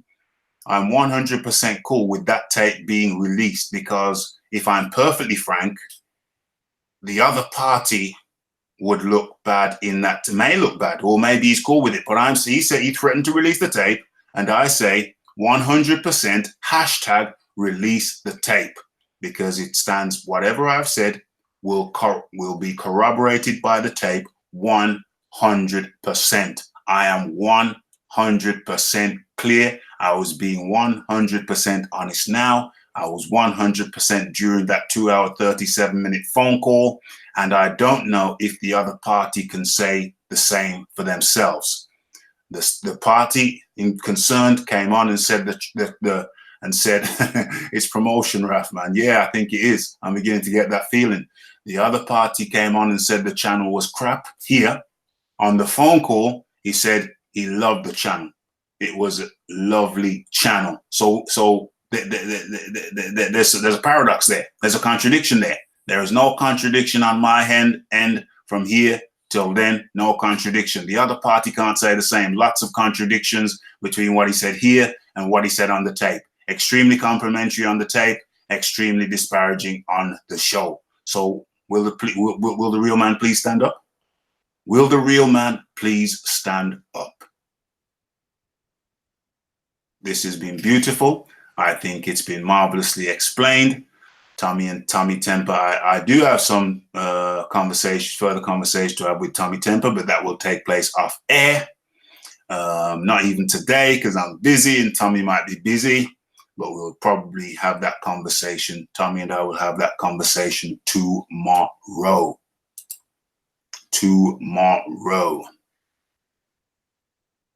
You have to run your channel the way, Rafi. I'm a dictator on my channel. And after years of bullshit, I make no respect to Boxing Librarian. Yeah, I got you, Tommy. I don't know what Tommy said, but I know, get this smoke. I don't trust. But you have to run your channel your way, Rafa. I am a dictator on my channel, and after years of bullshit, I make no apologies. 100% Boxing Librarian. No man is gonna come here and tell me how to run my shizzle. No man is gonna come here and tell me, 100% Boxing Librarian, how to run my shizzle. And I say to everybody, hashtag release the in tape. Hashtag release the in tape. It was filmed, it was recorded surreptitiously. I stand by every single word I said. Everything I say is consistent from today, tomorrow, yesterday. I've got to a point, Rafa, when I see nonsense, gone. It is. Yeah, when I see nonsense, it's gone. Life is more peaceful that way. 100%. Let me just write that in the chat so it's there for prosperity, that I'm agreeing with what Boxing Librarian says. I'm saying I'm going to write this down. 100% BL. You know, that's how I run my channel. If somebody doesn't like the way I run my channel, there's no padlocks. There is no padlocks on my channel. Anyone is free to go if they want to go. 100%. Earn with Hearn. What's up, Raphael, my brother? And the chat. Yes, big up to you, Earn with Hearn. So yeah, it's just a declaration. It's just a declaration. On my end, the people are walking around their flats, their homes, their caravans, their tents. They're not getting no exercise. They're pent up. They're pent up. Do your channel as Raphael. Yeah, not what anyone else wants you to say and do. 100% do me. That's what I do, Boxing Librarian. That's what I do. I mean, it's my expression. Everyone's channel is an expression of their art. We are as far as I'm concerned, we are creative artists, and our channels are an extension of our creative thoughts. And it shouldn't be. I'm against the homogenization. I'm against homogenization. I like each channel to have its own character, its own identity. So I'm very much against homogenization. I like a channel to have its own character, its own identity, its own flavor. It's like I said before. Each channel should be, every creator, every content creator is a chef, is a cook, and every channel is a restaurant. Nobody can cook up things the way I cook them. Nobody can cook the way Boxing Librarian can cook. No one can cook the way Red Glove Militant can cook. No one can cook the way Ross Clark can cook. We're all individual chefs, and we are all individual chefs, and we should all have our own individual styles and flavor. I am very anti-homogenization. Homogenization. I'm not reliable enough to be a mod, to be here for every show. Says Pablo Diablo. Tommy doesn't cook, he bakes. Oh gosh, funny as hell. That's funny as hell. So guys, Red Glove Militant, I've kept you on the line. You haven't had a chance to say anything. So we're free flow now. We got that out of the way. We had to cleanse the system and purify. We had to get the toxins out. The toxins are now out of the system. People need to get out of their houses, their tents, their caravans, whatever it is. Yeah, anti-homogenization, anti-homogenization. So come in. We're clean now, Red Glove. You're not taking any sides. We're clean now. We're pure. We are pure. We've purified our system. People need to get their mental health. People are tying themselves up like a dog tied up against a tree.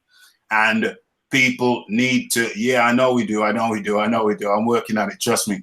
People are acting like tied up dogs in their houses, their little apartments, their tents, their caravans. They're tied to the dam. Why am I not giving the people the benefit of FaceTime? Why am I invisible? Why is my real face not visible? There we go. There we go. Isn't that much better? I'm depriving the people. That's rude of me. That is rude. So, Red Glove Militant, people need to get out of their homes and get some exercise. I think you're in Florida. I think it's too hot indoors. People probably go outdoors to cool off. I don't know how it goes over there, but people are tied up to their computers. And it's not healthy, bro. I had a man coming here the other day tell me that he did seven live streams the previous day, and on this day, the day we talked, he was on his 4th live stream. How many hours is that in the day? It's the summertime in the UK. We don't get much sunshine. We got summertime, and the man is tied up to his computer for 7 streams one day, 4 the next. It is not healthy, my friend. Come in. No, I agree. Go out and pet a dog. Go out and ride a bike. Play some shuttlecock. Yeah, play some shuttlecock. Badminton. Yeah, badminton's hard on your knees, but it's still a nice game. Go out and do something. Actually, I took a walk earlier today. I went to the park, and where I live, you gotta kind of stay away from bodies of water because we got alligators. I heard. So I made it out safe, but you know, I made it a point to go out and take a walk. I will say that here in Florida, to stay cool, going outside is not what you want to do. Right, It right. gets really hot here, but you know, I try to get out as much as I can. It is good for your psyche. 100. You know, when you continuously have yourself confined within four walls, it's not good for your mentality. It's not healthy. So, yeah, It's it's not not healthy at healthy. all. It's not healthy. And then you're sitting down, and then, you know, my job takes me out of the house, but also I work for myself as well. So it keeps me in the house as well. So sometimes I'm tied up to my computer, particularly around lunchtimes. In the lunch hours, I'm particularly tied up on my computer, and I can't wait because I get up early, get out to work, come back. The lunchtimes are my time. I have a couple of hours. And then when I finish those few hours on the computer at lunchtime, believe you me, I can't wait to get back out. Yeah. Well, I think really the best thing to do is to find a physical sport of some kind Yeah, that is competitive that you can really get into. yeah, For some people that might be football, or and when I say football, I'm an American, so yeah, bear in mind I'm thinking of American football yeah, or soccer. You know, yeah. what everybody else calls football. Yes. You know, there's street hockey. There's if you live in a place that is with the proper climate, you could do ice hockey. Mm-hmm. Uh, you know, go play frisbee with your dog. There's all kinds of things you can do, and I mean, you don't necessarily have to do it for hours upon hours upon hours, but take an hour or two Yeah. and do something out in the fresh air. Yes. Yes. 100%. Tommy Temper, come in on that. How do you feel about it? Yeah, I definitely think that's a good idea because anytime you do any sort of exercise, you oxygenate the brain, Mhm. and it helps with is it alpha beta endorphins? I can't remember. Yeah, it's endorphins for sure. Yeah, For sure, it's and endorphins. yep, and that will help you. That'll help with your mental endurance as well with any task as well. It will. Listen, when I was at college, me and a buddy in college, we would make a point of after we finished because it was when it came up to exam time, it got very stressful. And so we made a point of, this is going years back, mind you, we made a point of bringing out sports bag with us. So almost every day after college, especially during that period when it got stressful, we would go to the gym. Fortunately, the gym was just around the corner from the college, so it was in walking distance. We'd walk to the gym, we'd work out, and it was like a reset button. Yes, very much so, provided that you haven't gone too heavy. No. We're talking about all-round training. We're not just talking about sitting down, lifting, picking up weights. We're talking about all-round training. What, We're circuit talking training, about interval training? talking about cardio, rowing machine, running, and then some weights as well, body weight. So it was just about general. it was just an all-round full body workout. Brief, about 45 minutes to 1 hour. But that will basically what that did is it set the reset button. And so all the stresses that we felt when we walked into the gym, they were gone. It put things into perspective. Mm-hmm. So all those assignments that you're thinking of, oh no, I've got to do this, I've got to do that, I've got to do the other. No, all of a sudden, because you've pressed the reset button, it's almost like you've reformatted your brain. So all of a sudden, what seemed like a jumble before and a pile of work before, now all of a sudden he says, well, I've got to do that, I've got to do that, I've got to do A, B, C, and D. All of a sudden, it was reformatted and filed. Yeah, it gives you a different perspective.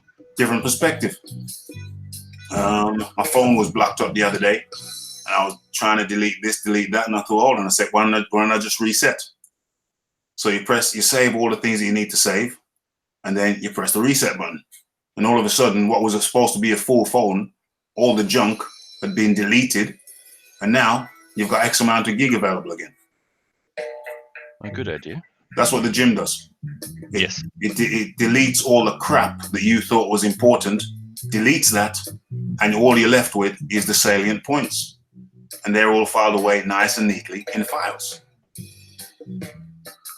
And so how that applies to YouTube, I can't even see the chat here. How rude of me. How rude of me. Can't even see the chat.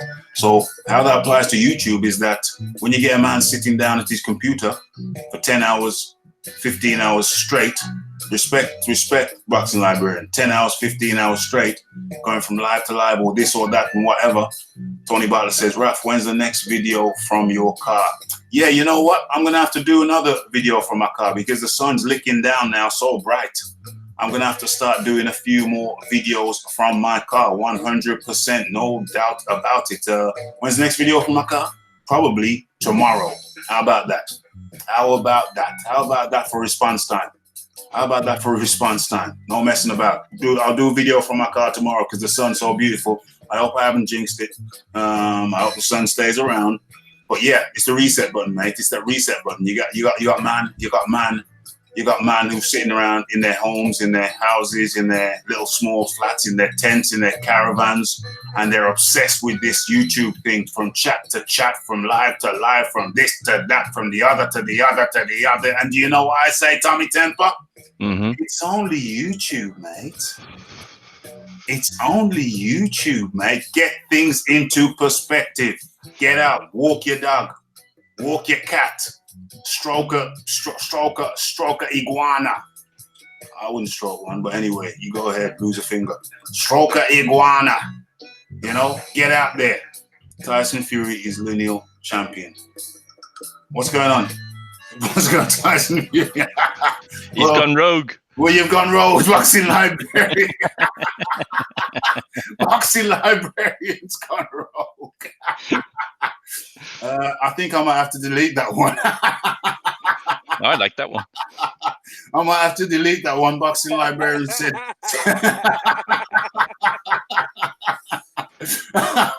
I think I'm gonna. Boxing Librarian said I should be authoritarian. Therefore, I'm entitled to delete that one. Boxing Librarian. Let me just make my official. Let me just make my official objection down to Boxing Librarian going rogue. BL. Did anybody watch the that series back in the day called V? Oh God, in the 1980s, was it? Back in the day. Back in the day. V for victory. Who deleted Box? Oh, this is not a joke. This is not funny. Somebody deleted. Was that you, Tommy? No. Can you not see who deleted it? Hold on. Wait. It wasn't. It tells you who it was. It doesn't say. Who did? Yo, that's not funny. Somebody. Oh, are you on the computer, Raph? I'm on my computer. Yeah. Oh, it's because you can see on the phone. It was TB. TB. Who the fuck's Toby Butler? Why did you do that? Toby, why? Damn. Toby, you're trying to. Damn.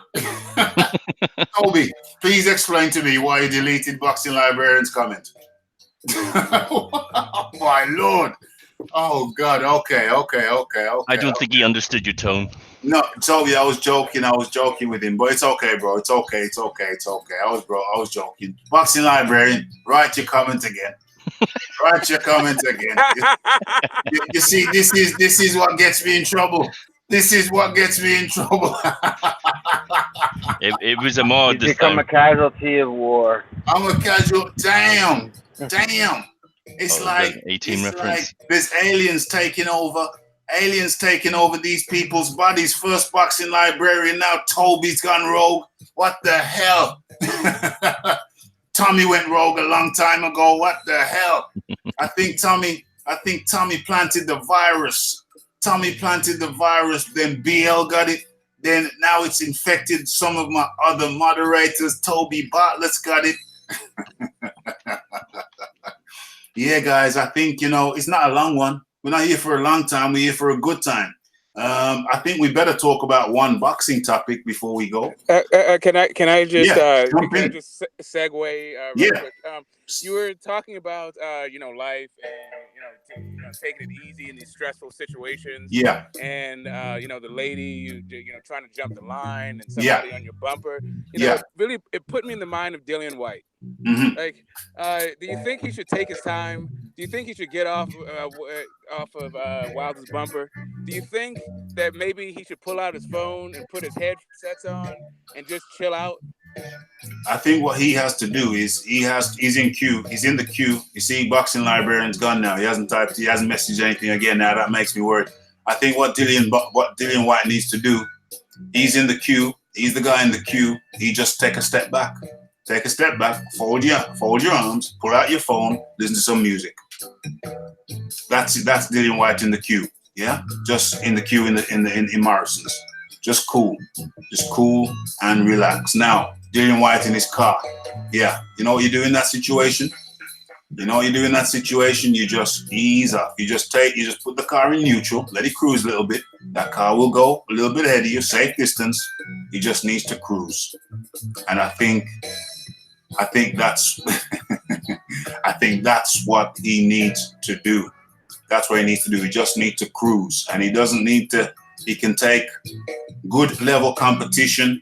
Just take good level competition in the middle, just the bottom end of the top 10. Just keep on doing that. And he's going to be in a situation where he cannot be denied. He cannot be denied. I think that's what Dillian White needs to do. Tommy Temple, no, get this smoke. You haven't smoked for a while. Oh no, that was me asking you the question. Oh, damn. You Americans sound very similar to me. I thought that was Red Glove Militant. What the hell? What's your views on it, Get This Smoke? What's your views on what Dillian White should do? I've always thought exactly what you said. I've over the weekend, I sort of re-examined Dillian White, and I've been dissing him a little bit. Like you do. Because I feel like he's been entitled. Dillian White privilege. That's been my nickname for him. And just taking a step back, he's fighting some guys. I can't deny that he's at least stepped up his competition. He's fought some good dudes. And that's unlike a lot of people who are in the top 10. They haven't. He has. He's doing his thing. Yeah. Well, so sorry, I lost my concentration. What's your ultimate point? My ultimate point is I agree. Well, I've been saying what you just said the entire time. I've been saying it for 6 months. He needs to cool the hell out and fight who he needs to fight and stop stop complaining so much. Stop pointing the finger. Just do you. He'll be good. I think he still has to point out the injustice, but I don't think he can I don't think he can redline the engine. He can point out the injustice without redlining the engine. It's an injustice he's been chasing a paycheck, not belts. Pick one. Now he wants belts. It's fine if he wants to chase a paycheck, but then don't ruin my good day with your hey, I got a paycheck. Now I deserve something else besides my paycheck. Well, to be fair to him, sorry to cut you off. To be fair to him, he has been fighting high caliber opponents. I mean, he was ordered to fight, I think it was Kubrat Pulev over in Bulgaria, and they said you get 25%. I think the purse was overall, I think that was somewhere in the region of £1 million or dollars. So he would have picked up, 250,000.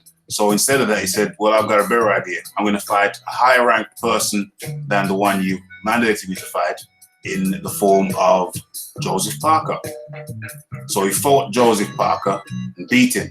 And that was a higher ranked opponent than the one he was ordered to. And also, obviously, he got a better split of the purse. So he has been chasing the title and good purses at the same time. I don't really think you can hold that against him too much. You can, but I don't know. I think there's an argument that he's been fighting high caliber opponents with better splits than he would do if he followed what the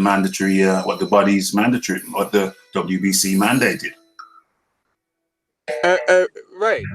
It's not only did he not follow the mandate, but he acts like he's the only guy that's been number one for over 600 days. He acts like he's the only one that this is happening to, and it's cross-sanctioning bodies, and it happens. Wait your turn, do what you're told. If not, suffer the consequences, and wait your turn. Well, yeah. I mean, I think who better than him to fight for the WBC belt though? Tyson Fury. Well, Tyson Fury already had a go. There's an inconclusive. Yeah, it's inconclusive, but I mean, you can let Tyson Fury go through and have another go, but really Tyson Fury jumped over him in the first place. So if you want to bring some level of fairness into the game, and I know life's not fair, but if you wanted to bring an element of fairness into the game, you could say, well, Tyson Fury, guys, you can step in at any time, Red Glove Militant, Tommy Temper. If you want to bring an element of fairness into Young Boxing in the building, he says he loves the BFT. Oh, I didn't touch on that. Well, anyway, that's for another day. Let's stay on this. Yes, well, no, let me just segue and I'll come back to this. Yes, Young Boxing, the BFTB videos, the BFTB videos, the BFTB videos, the BFTB, I don't know how I'm saying, BFTB videos are very popular. And the guy who we were talking about earlier, he gets very upset about those popular videos. Could it be an element of jealousy? I suspect so. And for the record, I have it on tape where BFTB says, Rafi, it's perfectly fine for you to upload those videos because those videos are of you and I having debates. So BFTB's people get to hear the debates and my people get to hear the debates. They get it, his people get it, and my people get it. So it's perfectly fine, perfectly fair, and I have it on tape. Not a secret recording of a telephone conversation. No, I have it on video. I have it on video during a live where BFTB says, Rafi, I have no problem with you airing our debates because those debates are of you and I. So for the hater,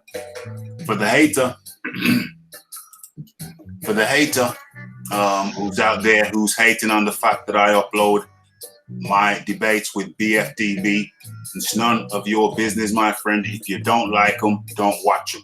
And if you weren't watching them, you wouldn't know they exist. So if what you need to do is just get the hell out of my exhaust, what do you call it? Get out of my fumes, bro. You're so close, you're all up in my exhaust fumes. Boxing librarian,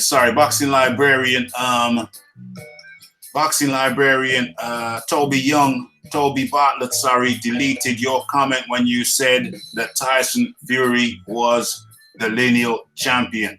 I was joking that you shouldn't write that. It was a joke. I was joking. I said that you're trolling. I was joking. I said that you were taken over by aliens, and Toby Bartlett acted upon my words like the most savage and the best bred guard dog. So he just jumped on it, he deleted it, he killed it, he stomped on it, he obliterated it. But yeah, it was just a misunderstanding. It was a joke on my part, and Toby Bartlett thought I was serious, and he killed it. Okay, so yeah, what I'm saying is, anyway, anybody else? Let's go to Red Glove Militant or Tommy Temper. Whoever wants to jump in with Get This Smoke. Go on, Red. What about the whole thing with Dylan White? Yeah. I mean, really, Dylan White doesn't have a choice at this time. Kind of has to just fight, the best competition that he can until he can get the title shot. Not something that I agree with. If it was up to me, he'd get it next. Yeah. But, as a realistic boxing fan, I know that more than likely isn't going to happen. So, I mean, as long as Dylan White fights the best competition that he can, and he makes those fights as exciting as he can make them, I mean, he'll keep my respect. Yeah, 100%, Tommy. Temper. Go ahead. The thing about Dylan White is because he's gone the particular route he has. Yeah. He can't. It's going to be difficult for him to get on another path, and it be speedier. Right. Probably anyway. It's hard to say. I mean, realistically, unless he goes after Manuel Char, he's going to have to do what he's doing. Yeah, for real. He's got to. I think he's got to continue. He's just what get this smoke made a good point. He's got to be easy with it. He's just got to have to be. He's gonna have to be philosophical. It's like back in the day when you're chasing a particular girl. You know, back in your young days, Tommy. I'm sure you might remember. When you're chasing a particular girl and you're just trying too hard. But age, wisdom, experience, knowledge, it teaches you after a period of time just to be relaxed. And that's what some of these people need to do. They need to relax. Of course, it's frustrating. But when it gets frustrating, like I said before, you just do something that helps you press the reset button and then boom, get things into perspective. What did I want to say? Yeah, exactly. Good idea. Smack that like button, folks. Anybody who's in the building who has not smacked that like button, please feel free to do so. It helps. I was told by a man from overseas that it helps with the visibility of the show.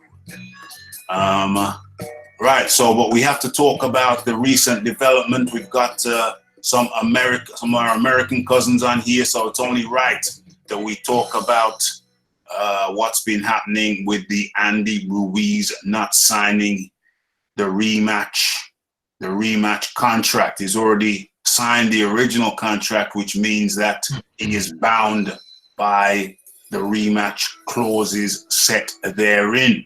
One of them in particular is that Anthony Aloafemi or Lancey Joshua gets the final say on the location of the rematch. Now, what apparently has been happening is that I thought Andy Ruiz was joking. I thought he was joking when he said, I'm the A-side now. I call the shots. We're the A-side. I want that fight to be in either LA or Mexico, where I come from. That's my ancestral homeland. Either Mexico or LA Staples Center. I thought he was joking. I thought he knew that, and that Anthony Joshua, the Joshua side, still had the final say. The Joshua side financially was still the A side. But it seems that Eddie Hearn can't make an announcement on the date or the location because Andy Ruiz is refusing thus far to sign the fight, to sign for the rematch. Who am I going to go for first? I'm going to go with Red Glove. No. Yeah, I'm going to go Red Glove Militant first on that one. All right, so as far as Andy Ruiz is concerned, I'm happy for him. I'm glad, I don't take anything away from his victory. He seems like a likable guy and everything. But it seems like at this point in time, he's kind of let it get to his head. He went to Mexico. They treated him like a king. He went and spent some time with Miguel Cotto. He's been going on these shows like Jimmy Kimmel Live and things of that nature.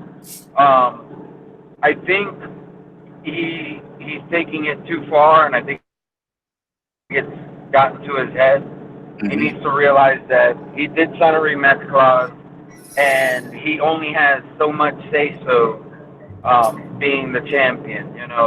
There's still a lot of things he's going to have to, a lot of concessions that he's still going to have to make. My understanding is that AJ is trying to get the fight back at Madison Square Garden. I don't think that's an unreasonable request. I mean, That's where Andy Ruiz won the first fight.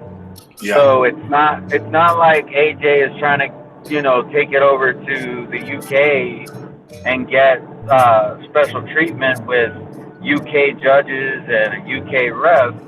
He's trying to,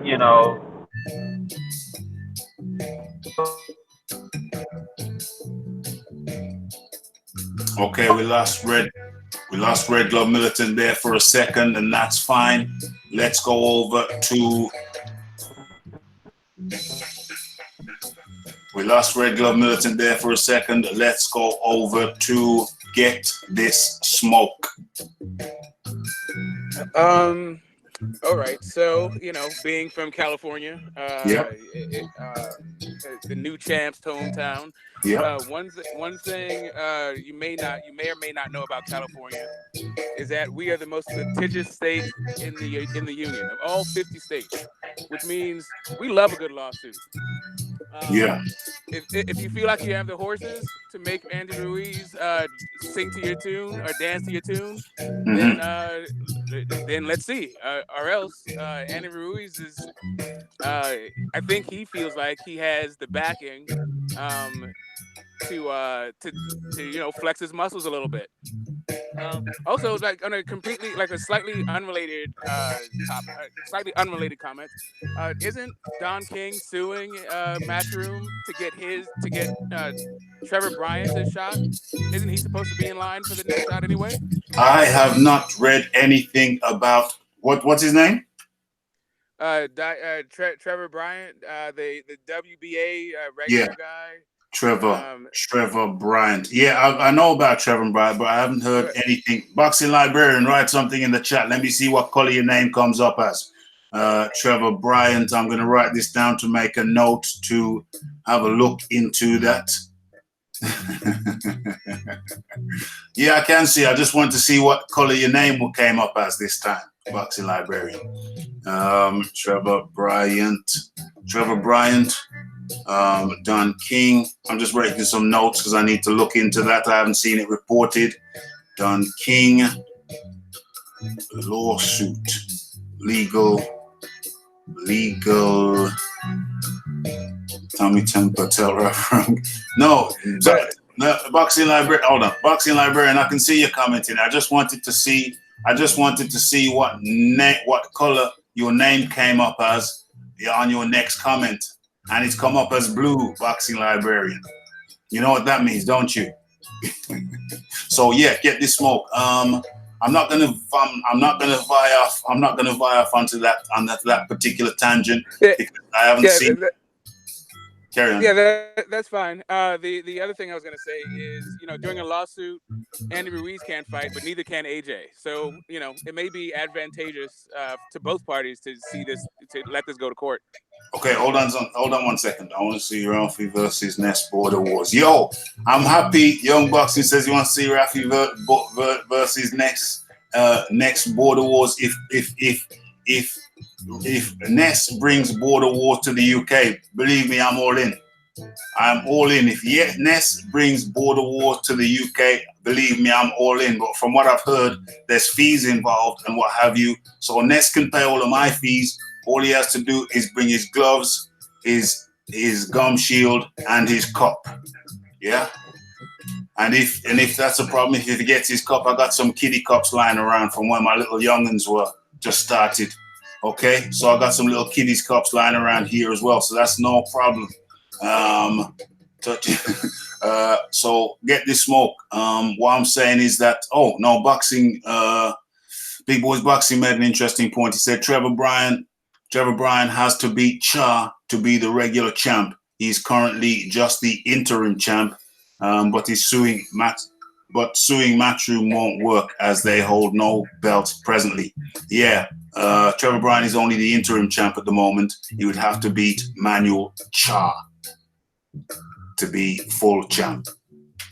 Get This Smoke. So I'm going to segue back into, good point from Big Boys Boxing, good point. So segue back to the Ruiz situation. Who is next? Oh, you asked me something about the thing. Oh, you said about California, you're very litigious over there. Yeah. What was the point I was going to make? You said AJ won't be able. No, because AJ could be able to fight, I think, because AJ is not the one who's in breach of contract. The only one who currently, if he doesn't sign, who's in breach of contract, in my opinion, humble opinion, would be Andy Ruiz Jr. So AJ would be able to, in my opinion, would be, although I'm not a $500 an hour attorney, and I'm not a solicitor, in my humble opinion, I believe that, thanks for the wrench, Tommy Temple was just about to book me. Oh dear. Yeah, you're protected now. You're protected now, Boxing Librarian. I should have given you one some time ago, but I forgot. My bad. Situation corrected.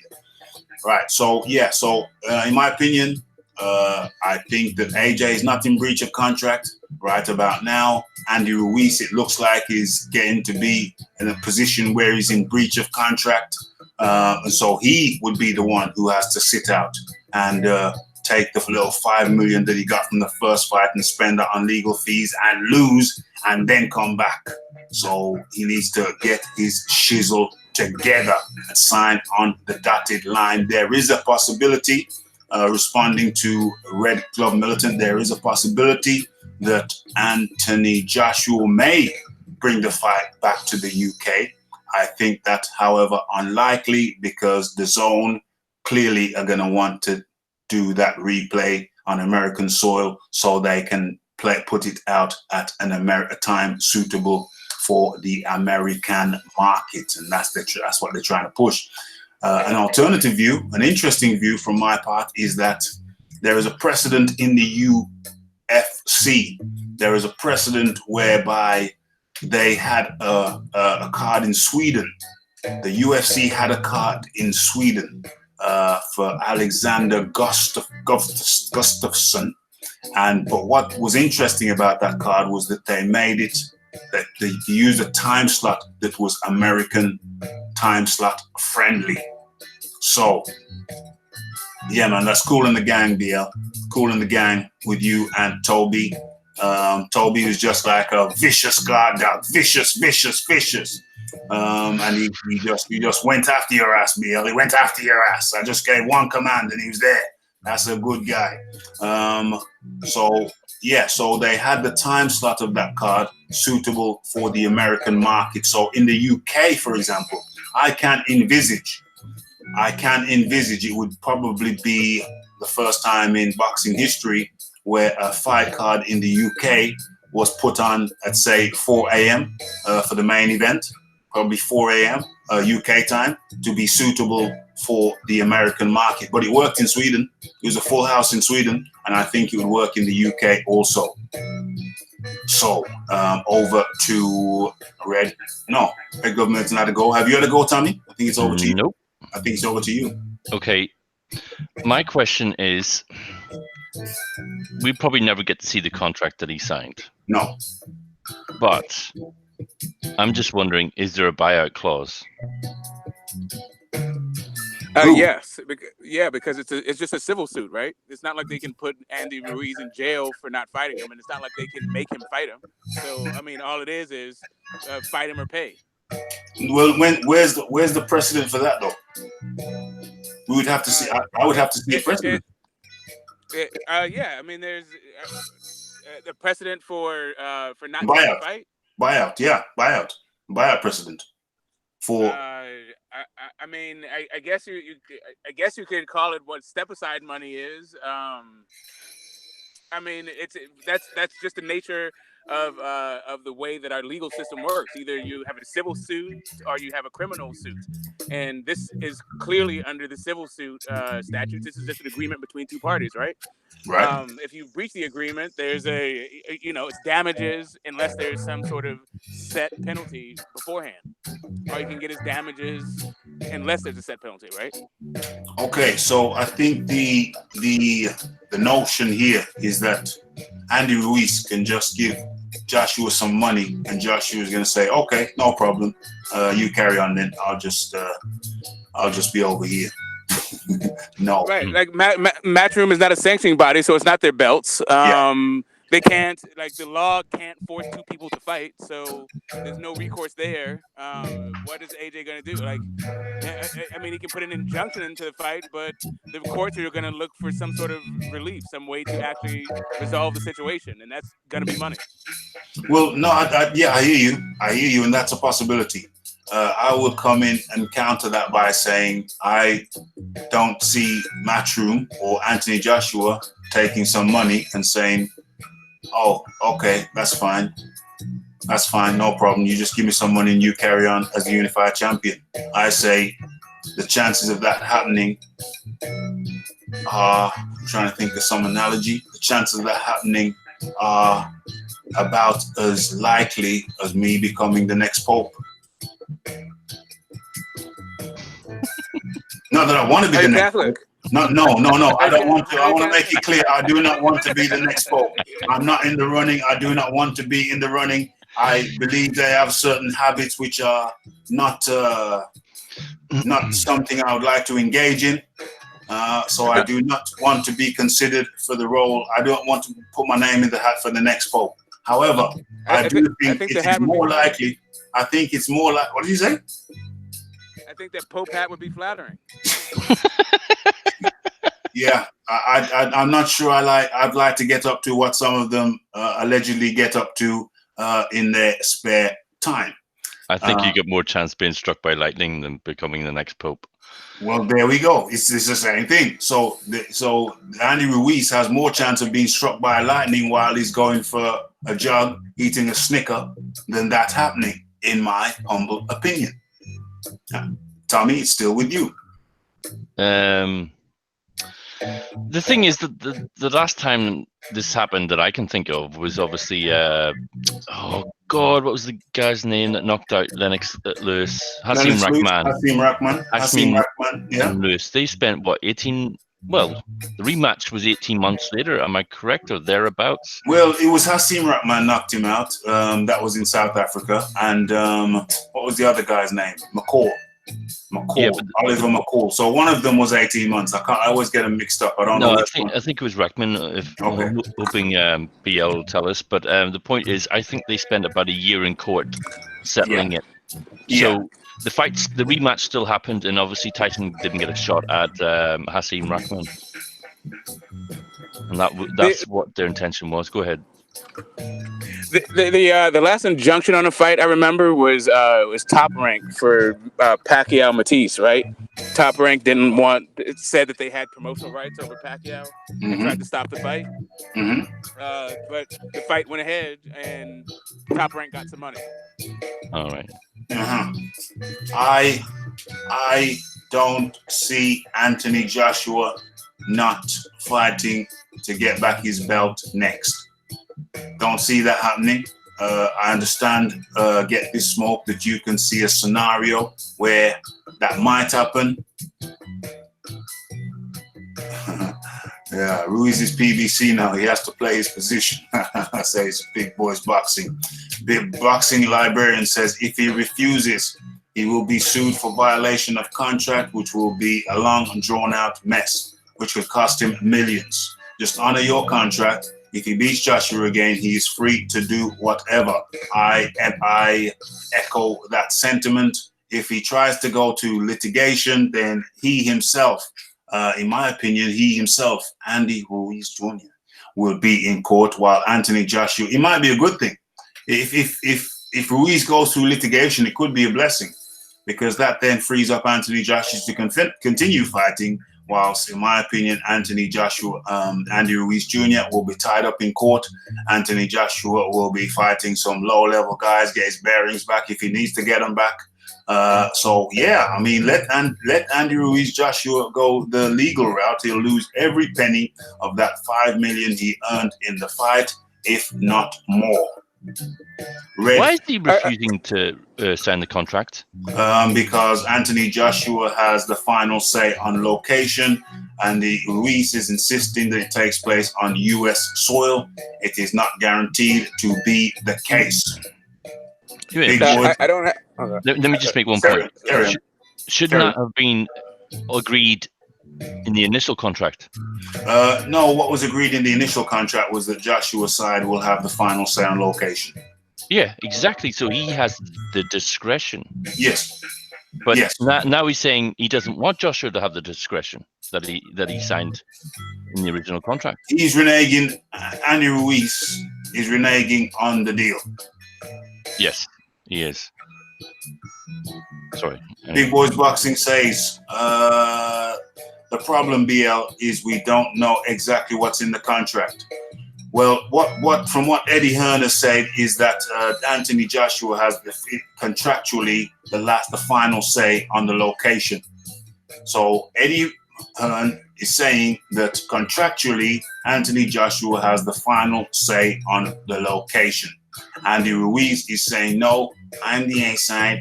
We're the A side now. We decide where it's going to be. But contractually, that is not borne out by the contract. So Andy Ruiz is attempting to renege on the contract which he signed. Now, my position is that if Andy Ruiz does not agree, then that will result in a lawsuit. Andy Ruiz will be tied up in court for months, if not years. And in the meantime, Anthony Joshua will be fighting. So it's entirely up to Andy Ruiz how he wants to play this thing. Red Glove Militant, you've been quiet for a while, my friend. I'm worried about you. Well, I'm in my car and it can be kind of loud, so I keep myself on mute so y'all can get your words off and everything. But yeah, I mean, it's in his best interest to go ahead and follow through with the agreement that he agreed to already. They're not springing these things on Andy Ruiz. They haven't blindsided him. He was offered the fight. He signed the contract. There was a rematch clause. Should he win? He won. And now he just has an opportunity to make even more money in a rematch. And he just needs to go ahead and take it.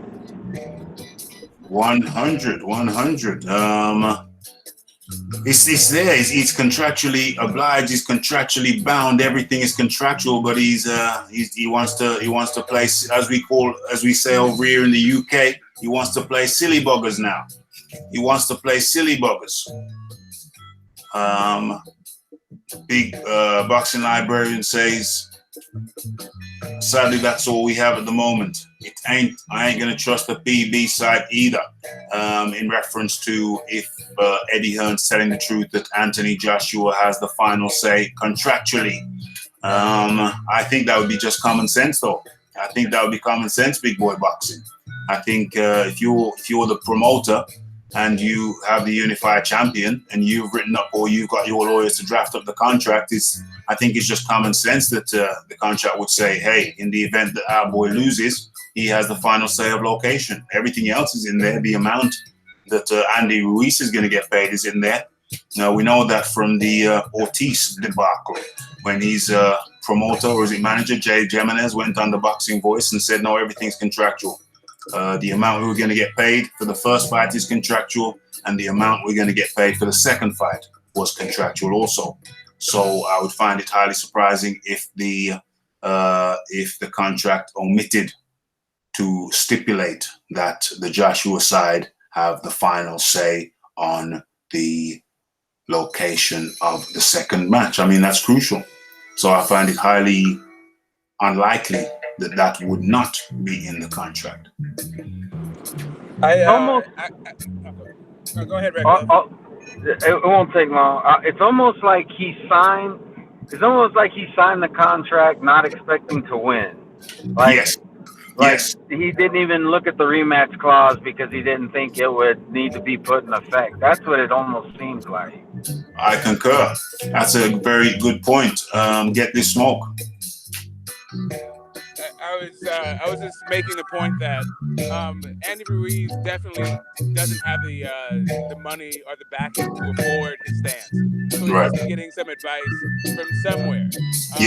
And last time I checked, he's an Al Heyman advised fighter. And Al Heyman, I think, definitely has the pockets and the wherewithal to withstand this. And you have to also take into account that there's other mandatories out there. There's a Usyk that's there. There's a Pulev that's there. While this is getting litigated, those belts could be stripped, and so it's not even the same fight anymore. Yes. It behooves both sides to come to some sort of understanding about how to move forward with this. Yes, I would concur on that point. Tommy Temper, come on in.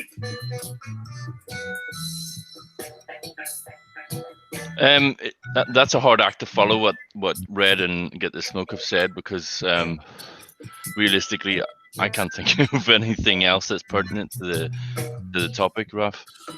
I'm just responding to boxing, Big Boys Boxing, saying the music is drowning out the quieter members. Let me address that situation now.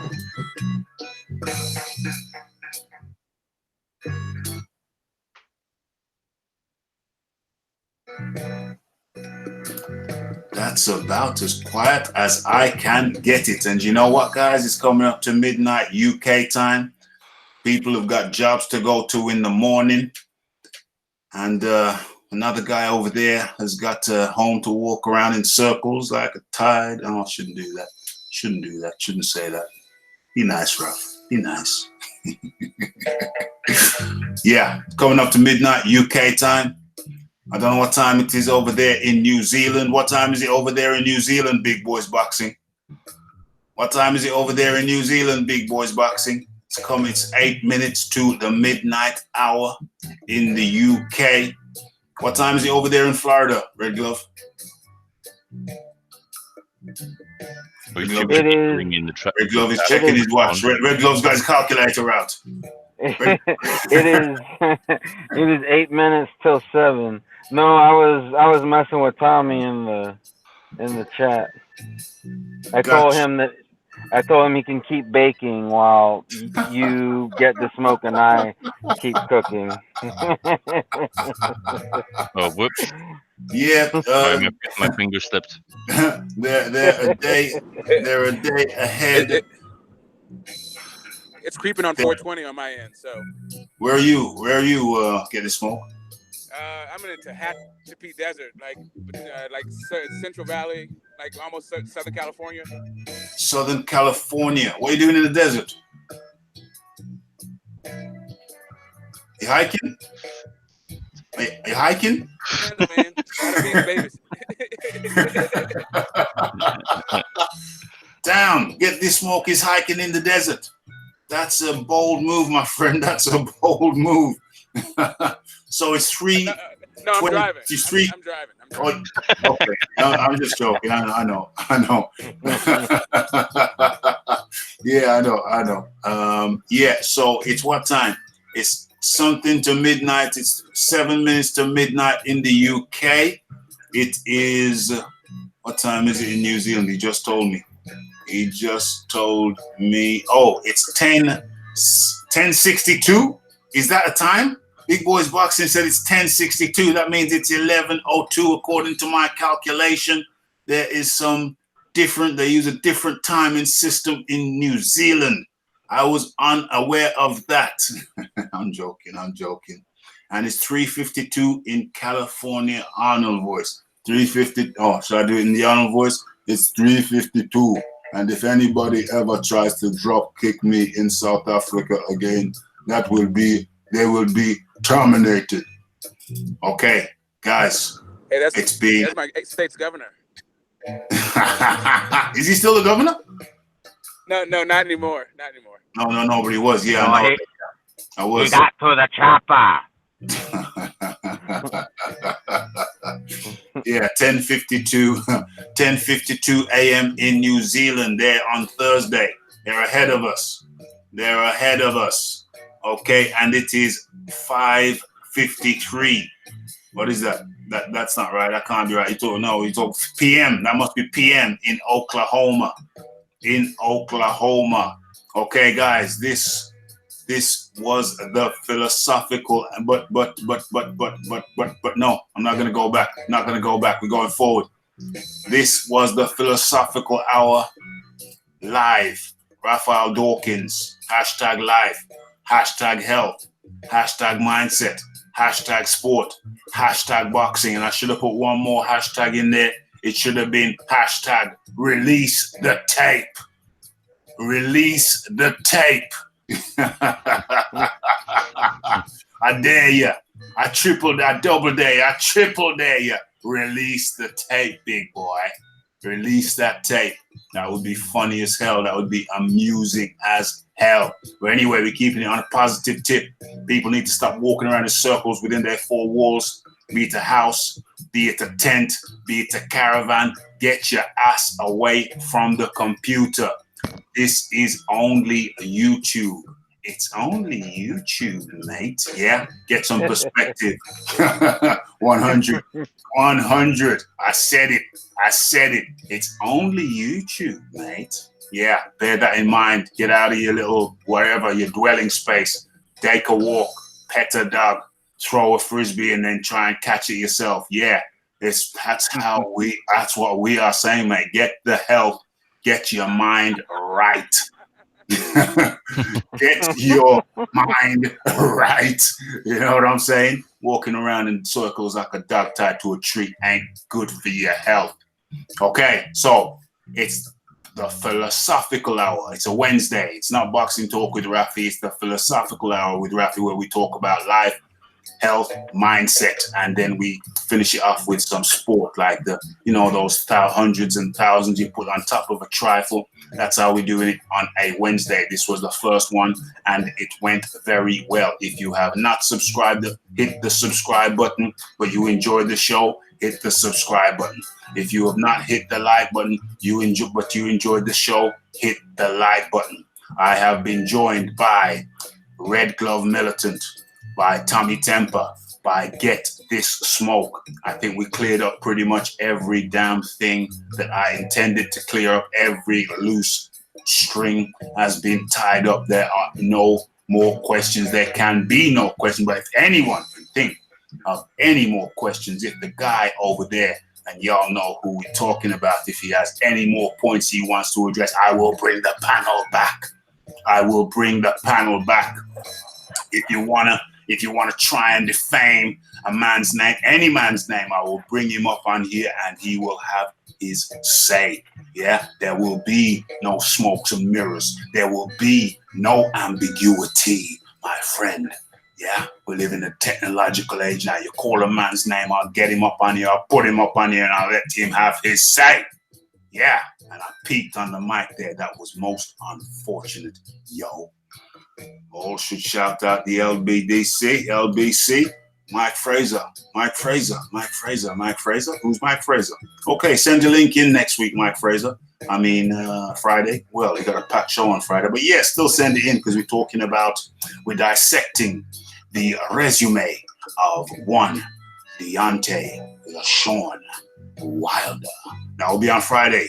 But in the meantime, what am I going to say? Final words from Tommy Temper.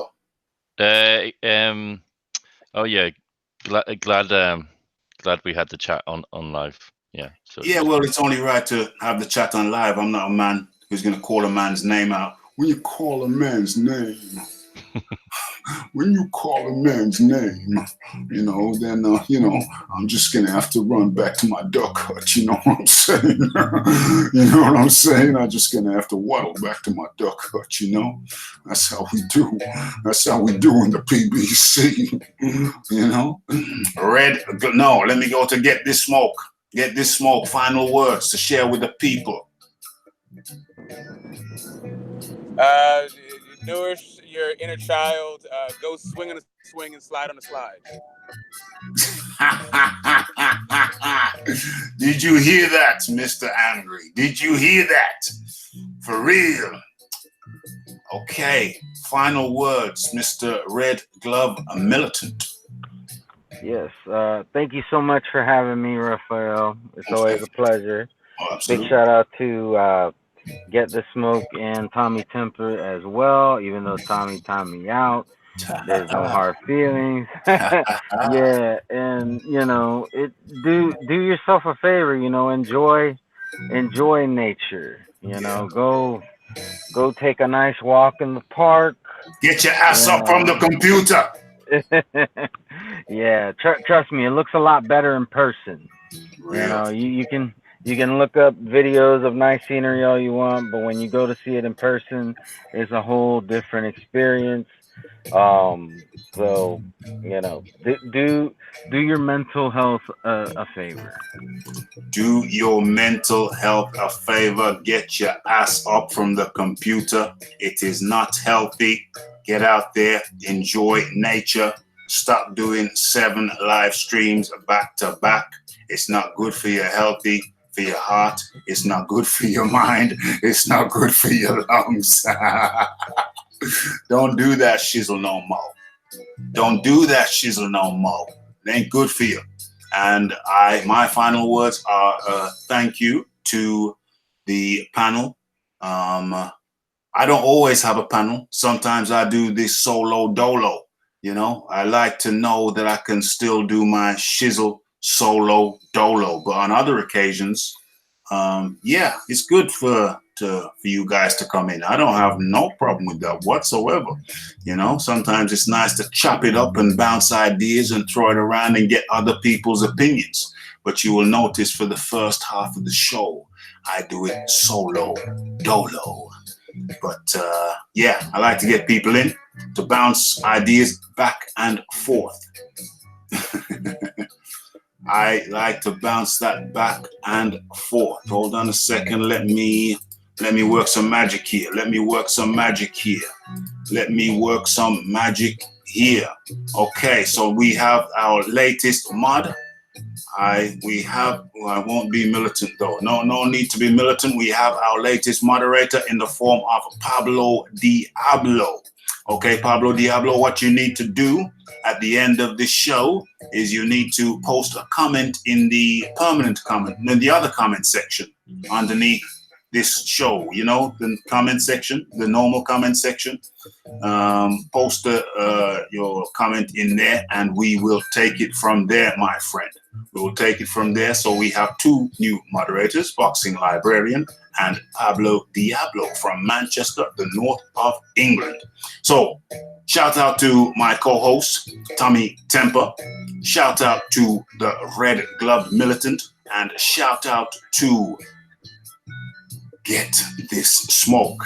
And last but certainly not least, shout out to the Pablo, the Red Glove Militant, the Tom, I've called all these names really, the Tommy Temper, the Get This Smoke, the Pedro, the Pedmaster, the Pedmeister. Who else? We're scrolling up. Toby Bartlett. Big shout out to Toby Bartlett. Big shout out to the Boxing Librarian. Big shout out to, I'm just trying to scroll up, but this thing don't want to go up. What's going on? It's coming down. It's like trying to walk the wrong way up an escalator. What's going on? Mike Fraser, the LDBC guy. Pablo Diablo, Big Boys Boxing was in the house. Napal, Boxing Excellence.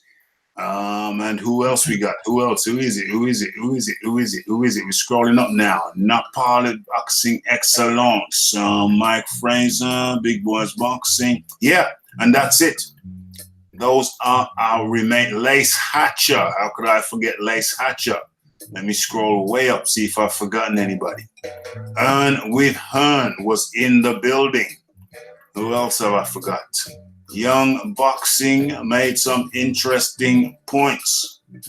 And who else have I overlooked? Have I overlooked anybody? No. That seems to be it. And so that was the inaugural edition of the Philosopher's Hour, live with Raphael Dawkins. Hashtag life, hashtag health, hashtag mindset, hashtag sport, hashtag boxing, hashtag release the tape.